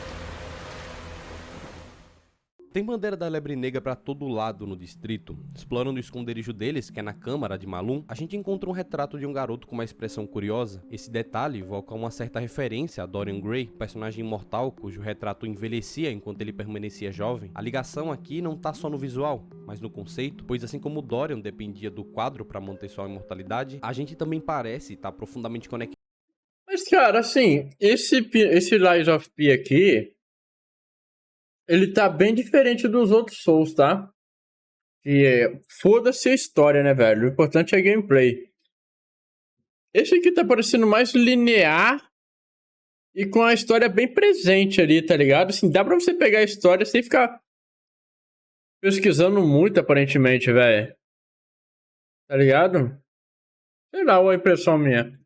Da manipulação do tempo e do ergo. E assim que a gente examina o retrato, é notável o paralelo de que, assim como o retrato de Dorian envelhecia refletindo seus pecados, as mentiras que a gente toma durante o jogo não se manifestam fisicamente no nosso personagem, com o nariz crescendo, por exemplo, mas sim no quadro. Essa semelhança mostra a conexão entre a pessoa da foto e o nosso personagem, já que Geppetto fez esse fantoche para se assemelhar ao seu filho Carlo, que é a pessoa da pintura. Por isso, quando a gente entrega essa pintura para ele, o Geppetto não fala que é a gente ali naquele retrato, ele apenas fala que isso lembra de tempos felizes, de seu filho, que agora tá morto. E Janjo, por algum motivo, ele tá ali e nos revela a localização dessa árvore das moedas de ouro, um tesouro cobiçado pela Irmandade da Lebre Negra por conta dos seus frutos que dizem curar qualquer doença. E essa árvore ela tá escondida nos arredores do hotel. Ela tinha sido selada por Antônia, que é a senhora do hotel, para evitar os conflitos pelo fruto, só que a Irmandade conseguiu acesso à árvore sem o conhecimento de Antônia, fornecendo os frutos da moeda de ouro pros alquimistas para os seus testes. Janjo, incapaz de colher os frutos devido à maldição da petrificação, segundo ele pede a nossa ajuda para que a gente pegue os frutos da árvore, e assim a gente o faz. Por conta da árvore ser muito importante e um ponto-chave na trama, os devs acabaram por tornar ela bem versátil nas suas funcionalidades. Por exemplo, você pode trocar ela por fragmentos de estrela para chamar os espectros, ou por Windstones, que eu acho que é assim que se pronuncia, que são pedras que dão bônus para você e os espectros que você invoca para lutar contra os bosses. Também dá para usar essas frutas para redefinir o seu nível, o órgão Pi, o braço legionário, sem contar nos personagens que estão desesperados trocando itens e coisas por aí atrás Parei de gastar dinheiro que em a jogo, árvore mano. gera. A gente avisa Geppetto sobre o estado caótico do mais. distrito de Malum e com a Irmandade da Lebre Negra. Assim, eu gosto de comprar o jogo, agora gastar dinheiro dentro do joguinho nunca mais, mano. Pô, gastei um cara de dinheiro aqui no joguinho que eu nem tô jogando mais, velho. Porque o joguinho aprimorou o sistema pay to win ainda mais, velho. Aí eu vou desistir. Fora do caminho, Não é o foco se possível, volta mano. pro rei dos títeres, que ele supõe que é o causador de toda a desgraça de Kratos, por ordenar o frenesi dos títeres. E o Sokovil tá localizado na Rua Rosa Isabel, a antiga capital do entretenimento de Kratos. E só pela estética isso fica muito claro, um lugar que vibrava a arte, era palco das apresentações de ópera. Agora você vê ela dominada por robôs que queimam o local para bloquear alguns caminhos. A tragédia sempre tá presente em cada esquina, em cada personagem. A história de Julian e Patrícia é um reflexo disso. Julian, que perdeu a sua esposa em um incêndio, carrega consigo um amor profundo por ela. Mas aí vem a reviravolta. Ela era uma marionete. Quando você tem a escolha de mentir ou dizer a verdade sobre os sentimentos dela, a decisão é devastadora. Se você mente, você dá a Julian um último conforto, um alívio no meio de tanta dor. Aqui o jogo te força a confrontar essa linha tênue entre a esperança e a dura realidade, algo que tá em todo o clima do jogo. A gente encontra a Patrícia, que tem uma história igualmente trágica e cheia de ressentimento. Ela e a irmã, Adeline, sonhavam em ser grandes atrizes, mas esse sonho virou um pesadelo quando Adeline, com ciúmes, envenenou Patrícia, destruindo a sua carreira ao tirar sua voz, que era seu maior talento. Patrícia agora, como uma perseguidora, caça marionetes sem saber se sua irmã tá viva, infectada, aprisionada. O mais trágico aqui é que Patrícia dedica tudo o que faz em memória da sua irmã, acreditando que ela morreu. E é quando você mata a Patrícia e descobre que Adelina tá viva, mas consumida pela doença da petrificação. É como se a justiça poética finalmente alcançasse ela. Adelina, agora arrependida, tá à mercê da própria culpa, aguardando um fim que parece quase justo pelo que ela fez. Esses dois personagens mostram como Lies of P carrega essa atmosfera triste, onde buscar por humanidade, por redenção, amor, muitas vezes é sorrateada pela dor e pelas escolhas cruéis que os personagens fazem ou têm que enfrentar. O jogo constrói esse Geralmente ciclo todo trágico Souls é assim, né, velho? É uma narrativa triste, todos né? ali são apenas peças quebradas tentando encontrar sentido em um mundo desmoronando. E como a gente acaba encontrando esses personagens nos seus últimos momentos? Tô curioso pra saber que sobre aquele Souls lá que é bem mediano também. Não é ruim, mas também não é lá muito bom. Fica ali é um jogo legal ali, não vai ficar na média, né? Um nota 5, 6, tá ligado? Eu não me lembro o nome. Mas é um jogo futurista, é um Souls futurista, tá ligado? E, sei lá, tô curioso sobre esse daí também. Já quero saber se a narrativa dele é triste. De vida, a gente acaba ouvindo eles, dos seus arrependimentos. Eu vi esse jogo lá na e playlist servindo do, como um certo do Cross consolo sobre o ali Souls. nos seus momentos finais. E é claro que como essa é a capital do entretenimento da cidade, tinha que ter um palhaço, né? Chegando na casa de ópera, a gente é recebido com uma pedra enorme. E lembra que eu mandei guardar a imagem desse palhaço aí na cabeça? Então, é por causa desse momento aqui. Esse palhaço é uma das coisas mais irritantes desse jogo. É talvez o moveset mais chato desses bosses secundários. Eu guivei alguns dias da minha vida aqui nele para tentar memorizar os golpes desse arrombado. Porque quando é a tua primeira vez e você é um jogador de Souls-like, você provavelmente vai usar muito o dash, vai abusar disso, porque quase sempre dá certo. Até naqueles ataques vermelhos que na teoria não teria como se defender, você ainda consegue se esquivar em alguns momentos, em alguns casos, mas aqui o jogo tira esse conforto de você. Esse palhaço é rápido, é forte, os combos dele são sempre focados no teu eixo. Ele até tem essa parada de baitar também, como ele prepara aquele ataque à distância e você chega perto achando que vai interromper, escapa fácil dele, só que aí a dele percebe que você tá chegando no alcance do ataque e muda completamente. Então tentar ir na ofensiva sem pensar é quase pedir pra tomar uma surra. E esquivar é suicídio. O que funciona melhor é aprender a acertar o parry. Você acaba causando mais dano e de quebra recupera um pulse charge, que são tipos extras de Dark Souls, né? Porque que você tem essa mecânica que acompanha o incentivo do combate. Quanto mais você consegue aplicar um bom dano no inimigo quando tá sem poção de vida, você ganha um. Isso dá uma vantagem enorme quando você acerta o time, porque basicamente você tá sendo recompensado por ser ofensivo e preciso ao mesmo tempo. Claro, você também pode ficar rodeando o pad, esperar ele gastar o combo todo pra dar 1 ou 2 hits, mas sinceramente isso dá muito ruim no final das contas. Cedo ou tarde você vai acabar sendo encurralado. Não é só porque Tem um carinha lá, eu não lembro o nome, Hope ou Home, sei lá. Tava no evento de Elden Ring. O cara, ele joga no hit. Meu irmão, o cara demora, sei lá, velho, 5 horas pra matar um boss. Mas é porque ele não leva um dano do boss. Ele dá um tapa a cada 10 minutos, velho. Puta que pariu. é gordo, que ele é devagar.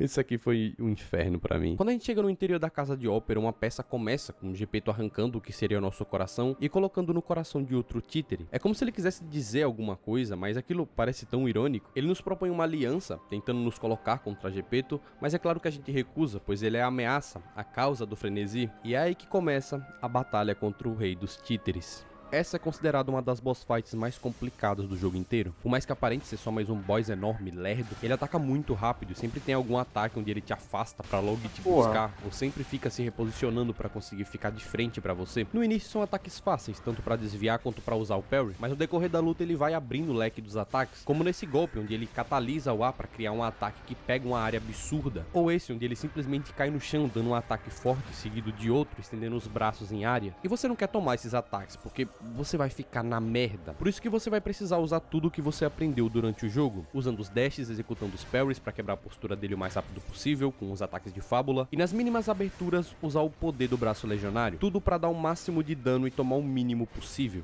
Até porque a pior parte não acaba aqui. Ele cai, até que alguém sai de dentro desse Titanfall aí, revelando a verdadeira forma do rei dos títeres. Isso aí, eu já vi uma gameplay contra esse bicho aí. O cenário em chamas e a música épica de fundo, que ele se impõe estendendo a foice. Acho que foi até no Flow lá que mandaram um vídeo lá pra ele. O guri bufou tanto a arma dele, velho. O guri, literalmente, ele deve ter botado umas 50 magia na espada dele ali. Ele matou esse cabo aí como se fosse um merda, velho. Pra gente decretando a batalha que decide o futuro de Kratos. Os ataques dele são extremamente rápidos, mano, aí. habilidade no cenário que às vezes é bem imprevisível. Às vezes ele joga a foice e busca ela, fazendo você tomar aquele tipo de golpe que você... O negócio é jogar Layers of Fear antes de ir pro Sekiro, velho. Porque aqui também é importante o parry, né?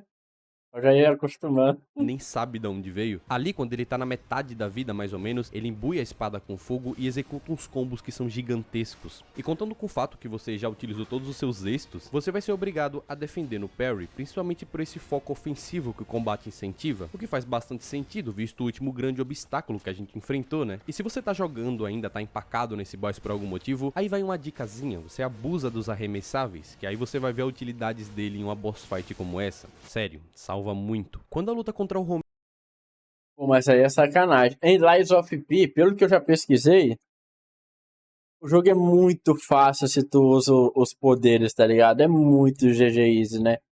Pelo que eu já vi a galera usando aí. E nem ele aqui, velho. Olha como é que ele tá derretendo a vida do Tá boss, só empacado tacando nesse boss bolinha, por algum velho. motivo. Aí vai uma Lá, dicasinha, ó, você pau, abusa dos pau. arremessáveis, que aí Ué. você vai ver a utilidades dele em uma boss fight como essa. Olha Sério, isso. salva muito. Quando a luta contra o Romeu acaba, o Gepeto tá do lado de fora esperando a gente e fala que agora os títeres não tem um rei que dê uma direção pra eles. Andando nas ruas, a gente vê os títeres lamentando pela morte do seu rei e mais uma vez a gente vê eles expressando mais uma condição humana, o luto. Cara, eu tô tão feliz comigo mesmo que eu zerei Demon Souls sem usar uma magia. Não porque eu não queria, eu não sei, eu não sabia como é que eu liberava magia. Eu também nem ia usar muito mesmo. Então, Morte do seu rei, e mais uma vez a gente vê eles expressando mais uma condição humana, o luto. Mas não só eles, Não, né, não. nós também, Esse o não nosso é da cabelo From, não. começa a crescer, mostrando características humanas. O personagem vai começando a sentir a dor dos ataques, ele constantemente geme e grita de dor, coisa que ele não fazia antes. O que é um detalhe muito da hora, é como se ele estivesse deixando de ser apenas um robô. Quando a gente volta pro hotel, o títere da Antônia, ele fala Obrigado. sobre emoções, ele fala que tá começando a sentir esse tipo de coisa. E o fato dele Já é uma falar boa isso pra ajuda. gente é porque ele nos vê justamente como um limiar entre um humano e um títere. E tem outros detalhes bem legaisinhos assim dentro do jogo que mostra que você tá deixando de ser um robô pra virar um ser humano, tipo quando você consegue fazer carinho no gatinho de Kratos. Antes ele meio que te estranhava, te via como alguma coisa esquisita. A gente encontra a senhora Antônia no hotel e dá pra ver que ela tá num estágio muito avançado da doença da petrificação. Ela vive olhando pra esse quadro, apreciando a sua versão jovem, sem esperança nenhuma, apenas aguardando a morte dela, que é inevitável. Nesse momento o jogo deixa claro que agora o foco é resolver a questão da doença da petrificação. Tanto que logo quando derrotamos Romeu, o Gepeto já tá lá pra dar um rumo pra gente, pra descobrir se esses boatos que ele ouviu são verdadeiros, de que uma cura tá sendo feita pelos alquimistas, o que nos leva para a grande exibição. Mas antes a gente passa pela Venini Arcade, que antigamente era um shopping que levava o nome do Venini, que por coincidência se passa em algum lugar de Londres, o que só passava pela minha cabeça o beco diagonal de Harry Potter. E vendo essa semelhança, eu comecei a reparar que alguns interiores também lembram bastante várias partes ali da história de Harry Potter, por compartilhar essa ambientação europeia, né? E tipo assim, isso aqui não tem relevância nenhuma pra história. Pô, é só que um detalhe que eu nostalgia, percebi velho. mesmo. Porque o A que eu gente tem queria que acompanhar realmente essa Harry pontuar Potter, nesse mano. lugar é como aqui fica explícito o modo simples de conectar os caminhos. O que eu quero dizer com isso é, você vai começando a perceber que os caminhos se conectam de uma maneira mais simples.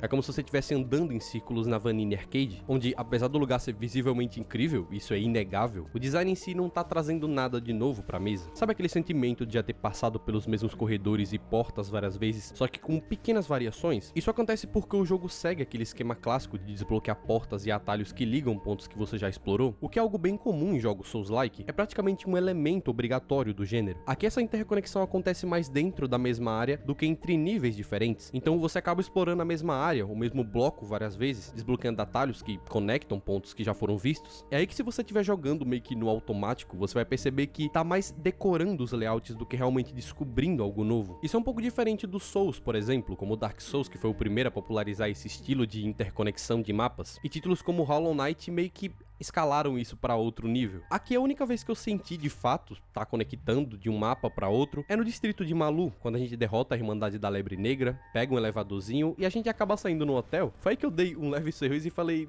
caralho, olha aí. Porque realmente foi uma quebra de expectativa grande. Depois de sempre sair no mesmo caminho, eu voltei pro hotel de um jeito que eu não esperava. E pô, de boa, né? Dentre tantas qualidades que o jogo tem, isso fica meio que como um detalhe, uma observação para futuras sequências ou até na DLC que tá vindo aí, né? Porque nem de longe isso tira o brilho do jogo. Se tu não joga Souls-like, tu não vai nem perceber isso. Anunciaram a DLC já saiu, né? Saiu Quando a gente chega na dias grande aí. exposição, fica claro que esse espaço foi palco para apresentar ao mundo as inovações tecnológicas que estavam moldando o futuro de Kratos. E pô, é incrível os lugares vistos de longe, como dá pra sentir essa sensação de promessa que era Kratos, só por essas paisagens que a gente vê quando a gente pega uma Não certa sei se é a altura mesma da DLC cidade. que ele tá O local falando, né? Porque repleto faz de 8 diferentes meses. tipos de títere. Uma Mas variação não que a saiu, gente acho não que saiu tinha uma visto até DLC então. esses dias No aí. pátio mesmo, a gente já vê esses guardas maiores imbuindo eletricidade nas ferramentas deles. Eu não me lembro se tinha outros títeres fazendo isso antes. Essa galeria aqui é uma verdadeira vitrine para o que se projetava para as indústrias da cidade, incluindo essa coisa aí que te persegue até onde não der mais. Só que não tem Porra. só robôs aqui. Entre esse mutuado de máquinas, a gente vê macas e seres humanoides, alguns mutilados e enrolados por bandagens, como se eles estivessem sendo contidos. E o pior é que quando encontramos a Bella aqui dentro, sim, da Bella e a Fera, ela fala que os funcionários do local tomaram algum tipo de droga que elas não sabem o que é. Ela só sabe que essa galeria tá cheio de experimentos biológicos espalhados pelo lugar. A gente foi pra cá na esperança de que alguma cura estava sendo feita pelos alquimistas. A gente só vai vendo humanos completamente modificados Bane aí, ó. geneticamente, pessoas enroladas em trapos. Uma evidência quase indiscutível de que os alquimistas estavam realizando experimentos em seres humanos. Essa suspeita ela se concretiza quando encontramos Victor, o campeão. Victor era um lutador respeitado em Kratos, porém ele foi condenado por uma doença incurável e que era términa, até que os Caralho. alquimistas interviram. Eles não só o salvaram, mas o mantiveram no seu auge indefinidamente. A transformação de Victor é um testemunho vivo dos experimentos que esses alquimistas estavam conduzindo, burlando a sua morte e potencializando as suas condições genéticas. Por isso ele jurava lealdade a todos eles. Enquanto ele lamenta pelas suas frustrações, ele é finalizado pela guarda-costa do líder dos alquimistas, Simon. Ele nos revela que a doença da petrificação tá longe de ser uma maldição, mas que pode ser a chave para fortalecer a humanidade. Segundo ele, aqueles que conseguem superar a doença emergem mais fortes, com o corpo e mente purificado, entre aspas. O segredo por trás dessa transformação tá no ergo, uma substância que é mais do que apenas energia. É a essência vital de uma pessoa, suas memórias, forças cristalizadas pela doença que endurece o corpo. E é esse mesmo ergo que anima os títeres, que dá a alguns deles a capacidade de despertar um senso de identidade. Como aconteceu com Polendina lá no hotel, que apesar de ser um títere, ele desenvolveu sentimentos profundos por Antônia. Por isso aquele diálogo que eu mencionei mais cedo. Mas talvez o exemplo mais intrigante seja o de Camille, uma marionete aparentemente comum, que mesmo sendo alguém comum, surpreendeu os alquimistas a salvar uma criança de um acidente. O choque dos alquimistas ao presenciar tal ato os levou a compreender que o ergo de um robô pode despertar de maneiras mais intensas, se o ergo que o anima tiver uma conexão com a vida anterior. Essas descobertas Caraca, mas ela mudaram viveu o rumo dos bastante pra se alquimistas. tornar O ergo maligna, deixou de ser né? apenas uma curiosidade científica para se tornar uma espécie de transcendência humana, onde a transformação são os pilares centrais dessa visão completamente utópica, movida por uma visão de um futuro em que a humanidade se liberta das suas fraquezas e das suas limitações, atingindo um estado de existência além dessas carcaças humanas limitadas.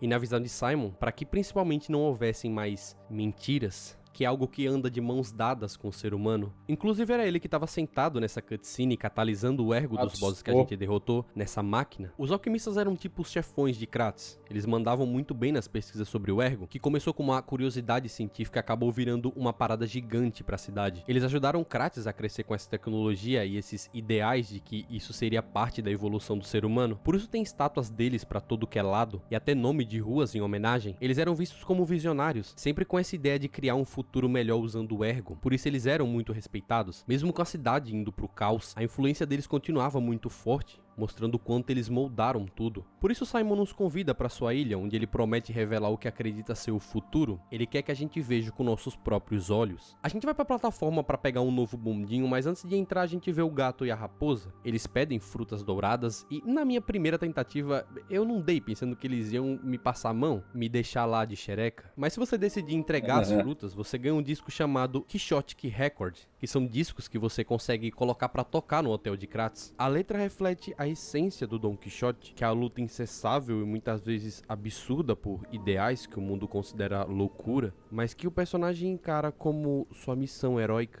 Venin ele nos contata e explica que para chegar na ilha dos alquimistas, a gente precisa de um tipo de Golden Apple, que pode ser encontrado no pântano árido. Mas antes de seguir, a gente volta pro hotel de Kratos e lá a gente conversa com Eugene, que nos pede para entregar uma luva de 4 dedos para Alidoro, que foi em busca de algo no pântano. E já que a gente vai para lá, a gente pode entregar para ele. A luva tem 4 dedos, porque segundo ela, a mão dele tem apenas 4 dedos. É uma e ela se lebre. lembra disso quando ele salvou ela uma vez. É meio que um agradecimento por isso.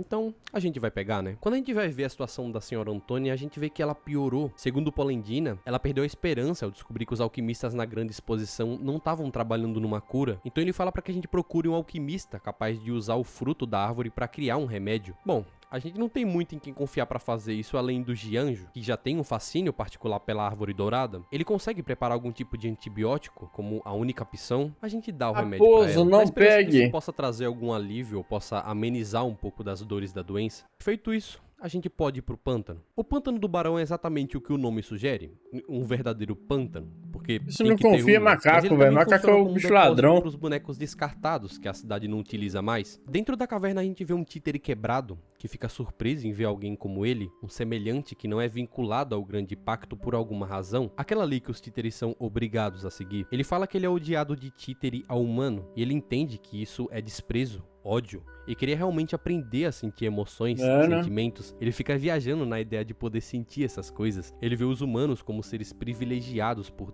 poder se sentir vivos na visão dele. A gente faz alguns gestos ensinando através desses gestos as formas representativas de cada sentimento, e ele fica muito grato, pois ele vai se tornando um pouco mais humano também, uma referência ao Homem de Lata do Mágico de Oz. O peito do títere exala uma energia vermelha, incapaz de sentir emoções. É a representação da dor exata do personagem que busca um coração com a necessidade de sentir emoções e sentimentos humanos. Dá uma E essa é lapada incrível nele. como tudo tem alguma referência de algum conto, mesmo que ela seja pequena. E com certeza eu vou esquecer de um ou outro aqui, por isso deixa aí nos comentários caso eu não tenha citado algum que você saiba. Aqui do lado de fora do pântano tem títere de tudo que é jeito. Aqueles títeres enormes da Vanilla Works, títeres médios, títeres faltando braço, cabeça. Aqui junta pilhas e pilhas de robôs uns em cima dos outros, o que fez essas coisas começarem a invadir o espaço da natureza. E aí você tem cenas como essa do robô palhaço brigando por território com o urso, todo o rio contaminado. O excesso de ergo acumulado nesse local permitiu que uma criação experimental dos alquimistas se alimentasse e crescesse. Esse é outro boss filho da puta, olha o ataque desse merda. E na segunda fase ele ainda toma posse de um títere, meio que fazendo uma armadura pra ele, o que cauteriza boa parte do dano de fogo que você já usou justamente por causa da primeira fase. Não é à toa que muita gente dropa o jogo aqui. A gente passa na estação de Kratos, que tá completamente Pô, mas por aí. Nós estamos na reta final do jogo ali já. O cara dropar um jogo aqui, o cara também é corno, né? tomada e contaminada, tipo, até o ar tá contaminado. Além disso, a gente vê um ambiente tomado por cristais azuis profundos, que são manifestações do ergo disperso. A cidade tá quase irreconhecível, assim como os monstros que estão num estado completamente bizarro de mutação, estão começando a possuir os títeres. Porque ela não caiu na árvore, né, velho? Ela caiu na planta. De uma figura de liderança. Sofia fala com a gente e manda a gente voltar imediatamente pro hotel que ele tá sendo atacado. Quando a gente corre pra lá, ele já tá todo revirado. O único ponto seguro de Kratos tinha sido invadido. Gepeto foi capturado pelo coelho e o gato porque o Alidor ele desativou o sistema de segurança do hotel para que eles dois conseguissem fazer o Gepeto de refém, tudo a serviço dos alquimistas. Antônia te conta sobre uma passagem que leva ao cais escondido embaixo do hotel. A entrada dessa passagem está escondida atrás desse retrato que a senhora Antônia fica admirando o tempo todo. O local onde todo o ergo foi descoberto pela primeira vez. Essa passagem existe porque antigamente, antes da doença da petrificação, o hotel e os alquimistas trabalhavam juntos. E é passando por ele que a gente vai chegar na Ilha dos Alquimistas.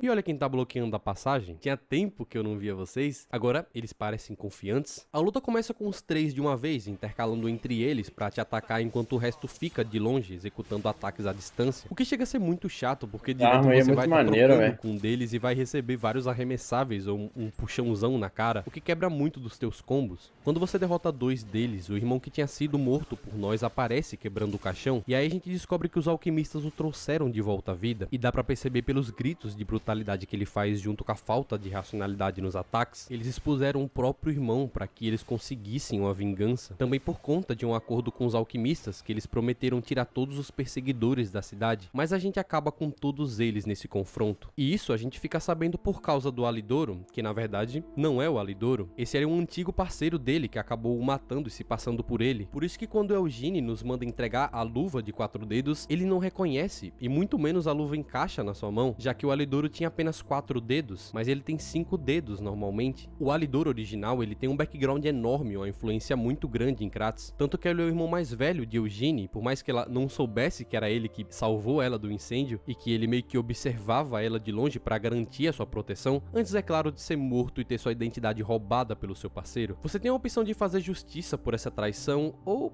deixar safe.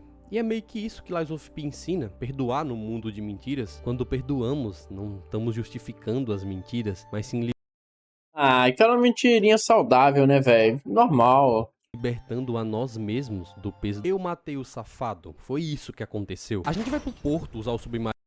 O meu cara matou um cara pra assumir o papel dele, mano. Aí eu ia fazer justiça. Do Vanini para chegar na Ilha dos Alquimistas, mas antes, se a gente voltar pro hotel, o Vanini vai ter decodificado uma mensagem no decoder do Rei dos Títeres que a gente deixou com ele depois que a gente derrotou, mas só a gente consegue ouvir. É uma mensagem de Romeu que revela que além das 4 leis do Grande Pacto, existe uma lei oculta, a Lei Zero, e nela fala o nome do seu criador. Geppetto. Giuseppe Geppetto.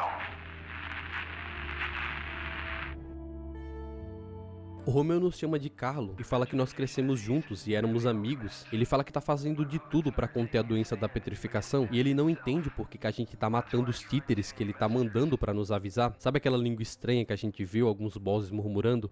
Então, era Romeu tentando entrar em contato com a gente pra unir forças, que a gente tava do mesmo lado. E isso é representado por ele dando a mão pra gente antes da boss fight. Quando o Ergo desperta dentro de um fantoche, ele geralmente assume a identidade da pessoa a quem ele tava ligada, mas isso não rola com todos. No nosso caso, por exemplo, a gente tá desenvolvendo a nossa própria personalidade, ao invés de ter a de outra pessoa, apesar de termos o Ergo de Carlo, filho de Geppetto, preso na gente. Por isso Romeu sentia que ele era o seu melhor amigo, e a última coisa que ele queria era uma luta até a morte contra o seu amigo de infância. Pois é, a gente acaba descobrindo que a gente matou a maior força que a gente tinha como aliado, e é por isso que as coisas estão piores do que antes, e só o que resta fazer é cortar o mal pela raiz.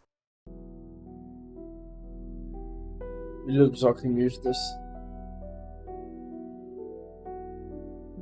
Chegando na praia, Sofia tá ali na costa, esperando a gente pra revelar algumas coisas interessantes. Ela fala que Simon era um homem de confiança do seu pai, Valentinos, que era o antigo líder dos alquimistas. Só que quando Simon sucedeu o seu pai, já que ele era o seu braço direito, ele deixou comer solta a doença da petrificação. Nessa mesma época, Sofia despertou essa habilidade de interagir com o Ergo, e como Simon sabia disso, ele viu uma oportunidade de explorar mais das nuances do Ergo em prol dessa visão utópica. Tanto que o corpo dela não é nem esse e nem o que a gente vê no hotel. Essas são apenas projeções de uma visão distorcida e elegante que ela faz com o Ergo, para que haja uma representação dela como a sua clássica Maiden do Souls-like, né? Porque a sua forma real tá mais à frente, catalisando o Ergo e sofrendo segundo ela. Esse é o principal motivo dela ter nos despertado. Não era pra salvar Kratos necessariamente, mas sim pra que a gente liberte Tem que ela ser gasosa, velho. Uma vez que a Senão não Sofia compensa. descobriu que a doença da petrificação tava literalmente congelando o tempo e as memórias dentro das pessoas infectadas, ela percebeu que ela podia manipular o próprio tempo. Lembra do relógio de bolso lá no início da jornada que ela deu pra gente? Isso, na verdade, era uma extensão do seu poder que permitia ela voltar no tempo toda vez que a gente morria, por exemplo. Cada erro, cada morte que a gente teve aqui dentro do jogo, ela simplesmente rebobinava o tempo. Os Stargazes são nosso ponto zero. Toda vez que a gente morria, a gente era rebobinado pra aquele momento. E o fato da gente ser um fantoche, o que nos dava imunidade à doença da petrificação, sem mencionar a capacidade de exercer livre-arbítrio, tudo isso era uma garantia de Sofia pra que a gente chegasse aqui, nesse momento. E ela fala que essa habilidade que ela teve de interagir com o Ergo veio da sua mãe. Pessoas com esse tipo de habilidade são chamadas de ouvintes. E que a árvore de ouro lá, na verdade, ela é feita pelos alquimistas a partir de uma pessoa que herda essas habilidades. Sim, isso é uma pessoa. Tanto que de um certo ângulo, a árvore parece uma mulher se contorcendo enquanto chora de dor. E provavelmente eles querem a Sofia pra fazer essa mesma coisa. Sofia inicialmente parece ser uma figura de confiança As total. nuances Só que aí, essa ó. revelação de que as suas motivações são profundamente pessoais e não tão altruístas quanto parece, faz dela uma figura complicada e ambígua, forçando essa ideia de que no mundo de Lies of P, confiar nas pessoas pode ser algo meio complicado. E a jornada do nosso personagem reflete essa complexidade. À medida que você vai descobrindo as mentiras e as verdadeiras intenções dos personagens, você também se aproxima mais da sua própria humanidade, tanto que, andando pela praia, as ondas do Ergo mexem no tempo e mostram as lembranças do passado de Carlo. Nosso eu passado mostra uma vida bem triste. Carlo era deixado no orfanato local de Kratos por Geppetto, que era viciado em trabalho, e foi assim que ele conheceu Romeu. Quando eram mais jovens, os dois queriam se tornar Stalkers, eles sonhavam com isso e treinavam juntos regularmente. Carlo encontra uma lendária Stalker e pede pra que ela treine ele na arte da espada, só que ela achou o pedido irritante e falou com Gemini: "Oh, tira essa criança de perto de mim aqui."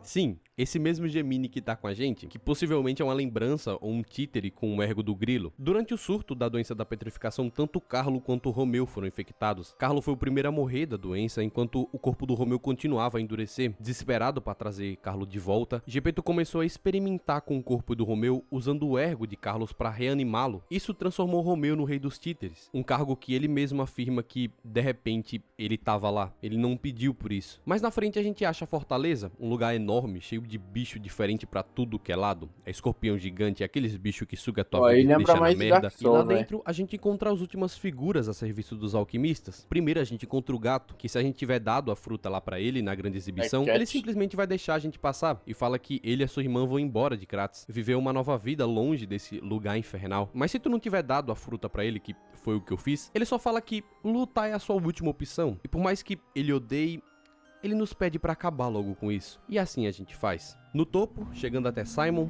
a gente é confrontado com um cavaleiro portando uma espada longa e uma armadura pesada. Aquela mesma figura que finalizou Vitor na grande exposição. Essa é Lexasia, a absoluta, o braço direito do líder dos alquimistas e o ponto mais alto da sua evolução, onde o seu único objetivo é proteger seu líder até a morte por gratidão de ser abençoada com o Elixir. Seu nome antigo era Adriana, parte dos alquimistas. Ela escrevia tudo o que Simon dizia para os outros alquimistas e tratava ele quase como uma figura divina. Ela falava que ele era acima de um deus e em algum momento, quando a galera dos alquimistas começaram a mexer com a doença da petrificação para tentar evoluir a humanidade, ela foi escolhida para receber o soro que transformou ela na primeira humana melhorada. É o famoso personagem pica com fortes convicções, onde alguém o encontra e dá um propósito para sua vida, fazendo assim ela ser eternamente grata a ponto de dar sua vida por essa pessoa. No primeiro estágio ela é bem tanquezão, os ataques dela são pesados, você vai quebrando partes da armadura dela, e no segundo estágio ela mostra sua capacidade de conduzir eletricidade atacando com uma velocidade anormal. E aqui foi uma das únicas vezes que eu quase dropei o game, porque alguns ataques dela vão ficando cada vez mais imprevisíveis por conta da velocidade que ela tem nesse segundo estágio. Ela rasga o chão, rasga o céu, e quando ela menos espera ela já te deu 3 combos e depois tá no alto de novo soltando um raiozinho. Tipo, é bizarro. Ela tem um bagulho muito filho da puta, que é quando você quebra a postura dela, que de tanto boss que você já enfrentou, se torna natural ficar perto do boss quando você quebra a armadura dele pra conseguir executar o crítico, né? Só que quando você quebra a armadura dela, ela simplesmente dá uma rajada de choque em área, antes que você possa dar o ataque, que é pra justamente te baitar nessa ação automática que você já tá acostumado a fazer. O cérebro nem pensa, você só vai e acaba levando. Ao abrir a porta que ela tanto protegia, a gente vê a situação real da Sofia, e a primeira coisa que ela fala quando sente a nossa presença perto dela é: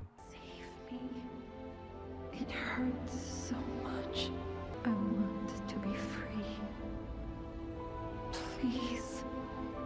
você pode optar por manter Sofia viva ou libertá-la desse sofrimento. Aqui, de qualquer forma, ela acaba morrendo, entre aspas, assim como acontece com a Lady Antônia. Não importa se você escolheu curá-la ou não, ela acaba morrendo do mesmo jeito, e a única diferença é que ela te dá uma carta agradecendo por ter feito seus últimos momentos felizes. Mais pra frente a gente vê a raposa, e se tu tiver dado fruto pra ela, ela vai entregar a máscara dela, que tem a descrição que o gato preto mentiu sobre ser o irmão dela, mas ela sabia disso e mesmo assim via como da sua família, por ter abraçado a sua causa e tratado como tal. Eles estavam buscando uma cura pro gato e Jogo iam mal sair de casa feito, velho. Ó a manga da roupa entrando por dentro do personagem, velho. juntos. O plano nunca existiu só de um lado. Ela nos diz que Gepeto tá bem e a gente vai achar ele intacto. Agora, a única pessoa que ela se importava de verdade não tava mais ali, e o que sobra pra ela é só a vingança. E mesmo sabendo qual seria o seu destino, ela saca a espada pra gente em honra ao seu irmão, e com o desejo de encontrar ele de novo em algum plano astral, em algum lugar depois da vida. A gente encontra Gepeto, que já lamenta por nos ver naquela bagunça toda e diz que precisa se retratar com a gente, mas antes ele precisa de um último pedido. Uma última vez para que a gente resolva algo através da violência. A última ameaça. Isso aí, ela não é Quando a gente chega mulher lá, da ele tá de Majula? admirando aquele ergo canalizado enquanto tá num processo de transformação. Ele já tá com um corpo inchado e gigante. Dá até pra ver que esse corpo limitado não tá aguentando Caraca, todo esse ergo, mosquito. mas ele não se importa. O objetivo dele é se tornar uma divindade, abandonando esse pedaço de carne limitado que, segundo ele, só traz desgraça pro mundo. Então, quando a gente fala dessa questão da imortalidade na história do Simon e de outros personagens em diferentes jogos, filmes, outros tipos de mídia, a gente vê que essa ideia já foi explorada de tantas maneiras que acaba perdendo um pouco do impacto. Porque toda vez que aparece alguém querendo se tornar imortal ou transcender a condição humana, parece que a gente já sabe onde isso vai dar. Tipo, o cara vai fazer um monte de coisa horrível, Eu lembro desse cara aí. E aí, meu querido? Explodi você lá no Fallout 1, né, velho?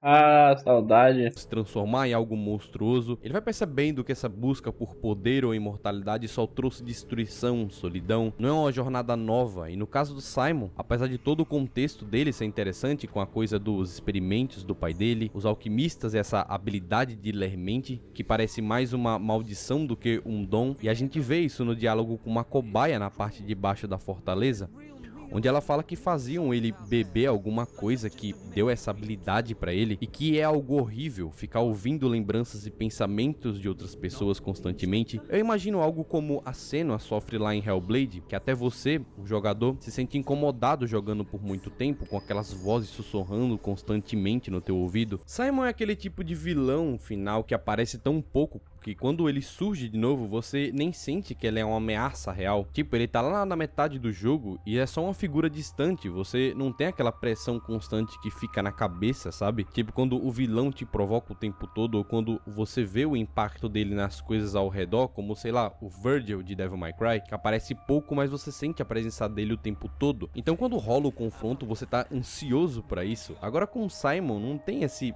negócio, ele meio que só surge quando a história precisa de um antagonista e a gente fica tipo, ah, beleza, ele é o vilão, né? Mas não tem aquele peso emocional, aquela conexão, e isso enfraquece pra mim o impacto dele como vilão, porque no final das contas, o que torna o vilão meio memorável não é só a luta, o poder dele, mas É tipo como aquele ele se cara do Rei entrelaça com a 4, né, jornada do velho? protagonista, Salazar, né? como se ele fosse a sombra sempre presente daquilo que o herói evita ou supera, mas talvez esse papel não seja exclusivamente dele. Isso foi exatamente o que eu pensei quando eu vi ele pela primeira vez, sem saber, é claro, o que vinha pela frente. Mas uma coisa que eu acho da hora é essa mão de Deus, que eu não sei se tem uma explicação clara na história sobre essa mão aí, se ela é realmente algo divino ou uma criação do Ergo. Ele faz um ataque muito da hora com ela, que é um dos ataques mais bonitos desse jogo.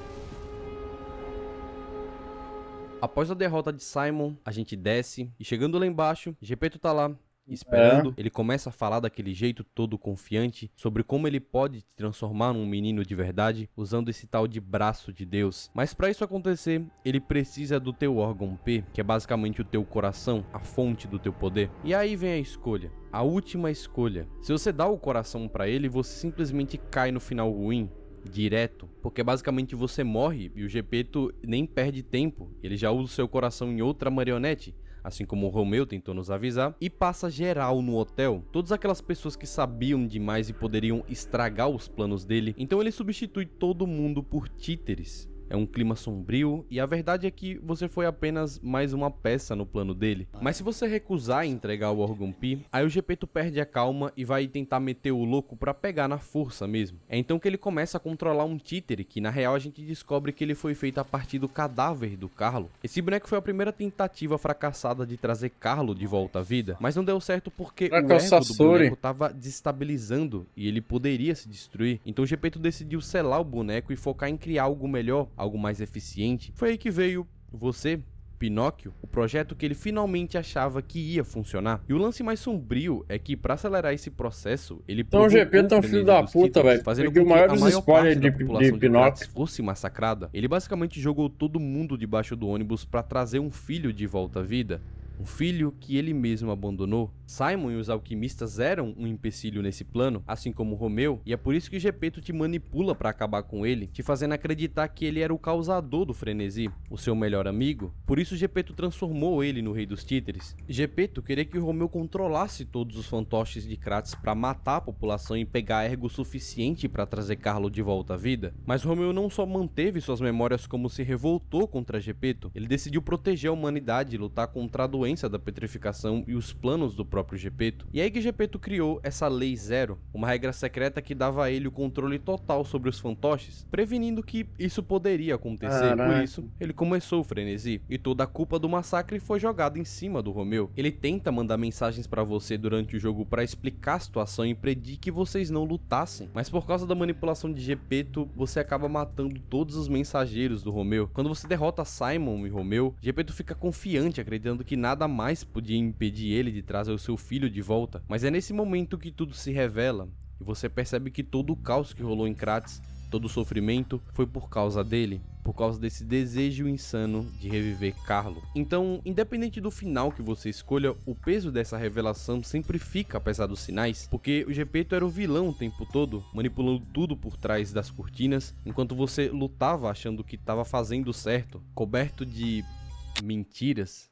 Como esse títere tá controlado por essas linhas de ergo, ele faz uns combos meio travados, assim como a maioria dos bosses desse jogo, que na primeira fase ele é lento, devagar, e na segunda ele vira o Satanás. Mas aqui ele não é tão difícil de desviar, de dar parry nos ataques. Acho que um ou outro ali é meio chatinho, mas isso de maneira nenhuma deixou a luta menos divertida pra mim. Na segunda fase a gente corta metade da cabeça do títere junto com as linhas, ele acaba ficando meio racional e percebendo que seria apenas uma carcaça pra uma energia vital de outra pessoa. E aí que ele começa a atacar mirando no coração, mirando em destruir o órgão Pi. E aí que um desses ataques, o Geppetto entra na frente se sacrificando pela essência de Carlo. Quando ele tá morrendo nos braços do protagonista, ele o amaldiçoa por ser apenas um títere. Porém, se você mentiu o suficiente nas sessões de escolha durante o jogo, nosso protagonista derrama uma lágrima após as palavras de Geppetto. E naquele momento, ele entende o que ele passou a vida inteira tentando fazer já tinha acontecido. O filho dele estava ali, de volta, não exatamente como ele queria, mas estava ali, vivo, de verdade. E aí que Geppetto, com aquele olhar Caralho, cansado, maneiraço, meio velho. derrotado, diz que se arrepende de tudo que fez e talvez pela primeira vez A gente virou um boneco de verdade pelas nossas escolhas, velho. Porra. como algo sincero. Um boneco de Se lá verdade é quando a muito gente bom, né? encontra a Sofia, a gente escolhe dar paz pra ela. A cena vai continuar com o Pi andando ainda em choque, se aproximando de uma figura meio familiar, um boneco de cabelo azul. É Sofia, ou pelo menos vai ser? Ele transfere o ergo dele pra essa nova forma dela, e aí do nada ele desmaia de exaustão, enquanto ela renasce e segura ele nos braços num gesto misturado de alívio, tristeza. É aí então que a cena vai escurecendo, dando aquele tom melancólico de que as coisas talvez tenham chegado a um fim, mas não sem deixar marcas profundas em quem sobreviveu.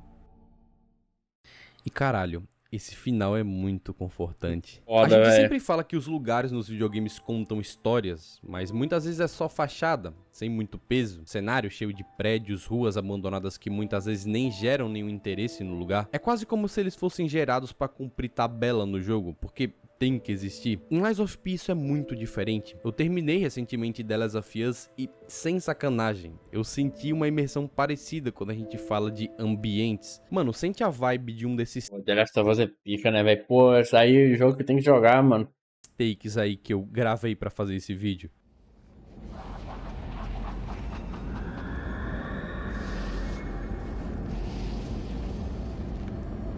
Cada canto de Kratos, cada rua tem um propósito, conta alguma coisa. E isso é muito louco porque o jogo faz você realmente sentir que tá num mundo construído pra te engolir. Os desenvolvedores colocaram um cuidado absurdo em criar um ambiente onde até os detalhes mais sutis reforçam a narrativa. A impressão que dá é que você não tá só lutando contra inimigos ou seguindo uma história principal, mas mergulhando numa cidade que foi devastada. E cada pedaço tem uma memória, um trauma e esse clima que é único. E aí que você vê que essas 30 horas são necessárias pra isso. Principalmente com essa coisa de brincar com a ideia do engano. E essa é uma questão crucial, porque enquanto você desmascara as motivações dos personagens, você também tá desvendando o que faz as relações humanas serem tão complicadas. Mas isso é só uma questão no meio de muitas que o jogo deixa entender entre latas vazias e a praga maior que se chama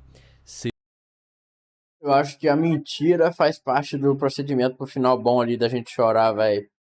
Porque se você só falar a verdade, meio que você não é humano, né, velho? Faz parte do ser humano contar uma mentirinha, né, mano? Então acho que se a gente ficar meio robotizado ali, só falando verdade, mano, acho que não deve pegar esse final. ser humano. O Pi ele é apático no início, sem sentimentos, e essa falta de emoção reflete muito a frieza e a crueldade com que muitas vezes os humanos agem. A gente pensa que os robôs são as máquinas impiedosas, mas o jogo deixa claro que os verdadeiros monstros são os humanos, aqueles que manipulam e exploram sem remorso, sem empatia. A ausência de sentimentos do Pi pode ser muito bem uma metáfora para essa desumanização, onde as pessoas agem por interesse próprio, sem pensar nas consequências ou na dor que causam. Você percebe que a gente vai matando e matando seguindo ordens. Mas a história questiona até onde vai essa linha entre a apatia de uma máquina e a crueldade fria de quem as controla. Por isso o jogo fala muito sobre a dificuldade de confiar em um mundo corrompido, e isso, como eu já falei, se expande para todos os âmbitos do jogo, nas tramas, nos diálogos e até nas escolhas. No fim das contas, a mentira tá sempre ligada à natureza humana. E tem tanta história acontecendo ao mesmo tempo, focada nesse tema central, que é normal esquecer algumas coisas ou personagens que sejam, tipo o Arlequino. Se tu jogou, tu lembra dele, aquele cara que fica ligando, fazendo charadas durante o jogo? Pois é, ele é o assassino dos pais do Vanini e tá diretamente ligado às motivações do personagem. É detalhe demais pra pegar numa primeira jogada, mas esse é o charme, né? Porque isso ainda é um Souls-like, então as respostas de muitas coisas vão estar em notas, descrição de itens, diálogos opcionais. Se você não prestar atenção, você perde boa parte da lore. E isso até nas ordens dos eventos. Por exemplo, lá na grande exposição, se você enfrentar o Victor pra depois tentar achar a Bella pra falar com ela pra ir pro hotel, esquece. Ela já vai estar morta e você não vai ter conhecido a personagem na tua jornada. Falando em áreas opcionais, o jogo tem só uma, se eu não me engano, né? Assim, área opcional mesmo, que é onde aquele sujeito, o Hugo, o explorador, tá tentando entrar. Mas mesmo assim, com tão pouco espaço extra, a profundidade da história é tão bem espalhada pelos ambientes de Kratos que eu nem senti a necessidade de áreas opcionais. Aqui no final tem todo o lance do Gianjo também, né? Que na verdade ele tem outro nome. Esse nome Gianjo é um nome de fachada. Ele é um membro de longa data dos alquimistas. Ele estava ali apenas recolhendo dados e relatando para alguém no telefone. Ele menciona estar atrás de um certo braço e que ainda vai retornar para Kratos em busca de Dorothy. Sim, a do Mágico de Oz, que a gente vê ela chegando em Kratos na cena pós-crédito, que provavelmente vai ser o conteúdo da DLC, que tá prevista para agora, no final de 2024. E pelo tempo que a gente sabe que eles estão trabalhando em algo a mais para Lies of P, eu imaginei que ele sairia como aniversário de 1 ano do jogo. Mas o negócio é que a gente não tem ainda nem data confirmada. Eu queria...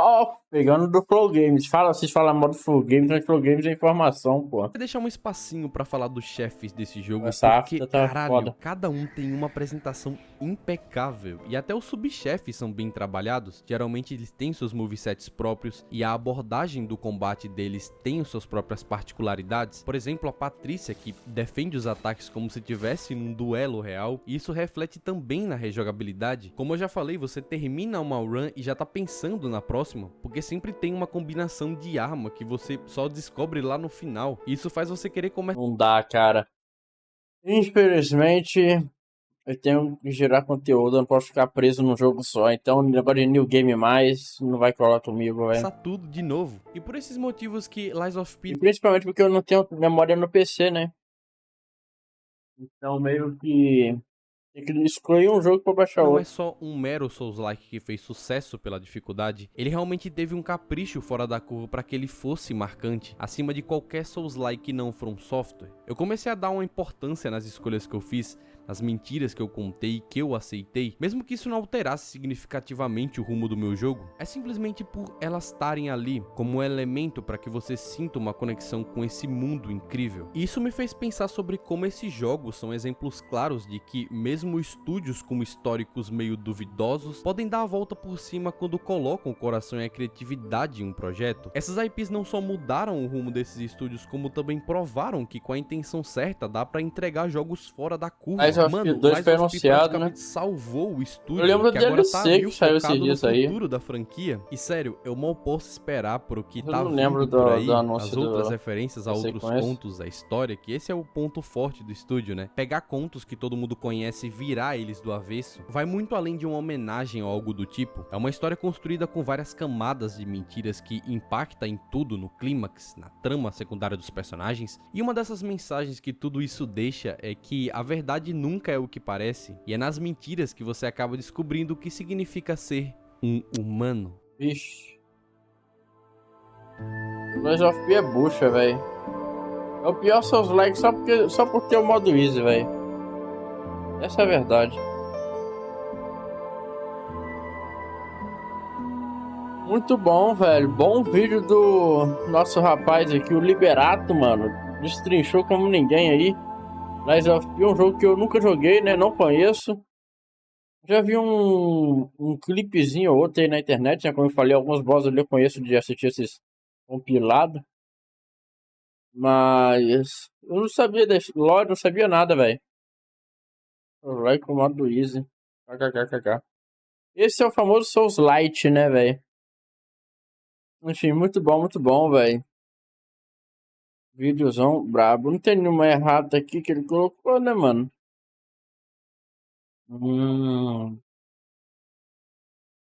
Gostou lá.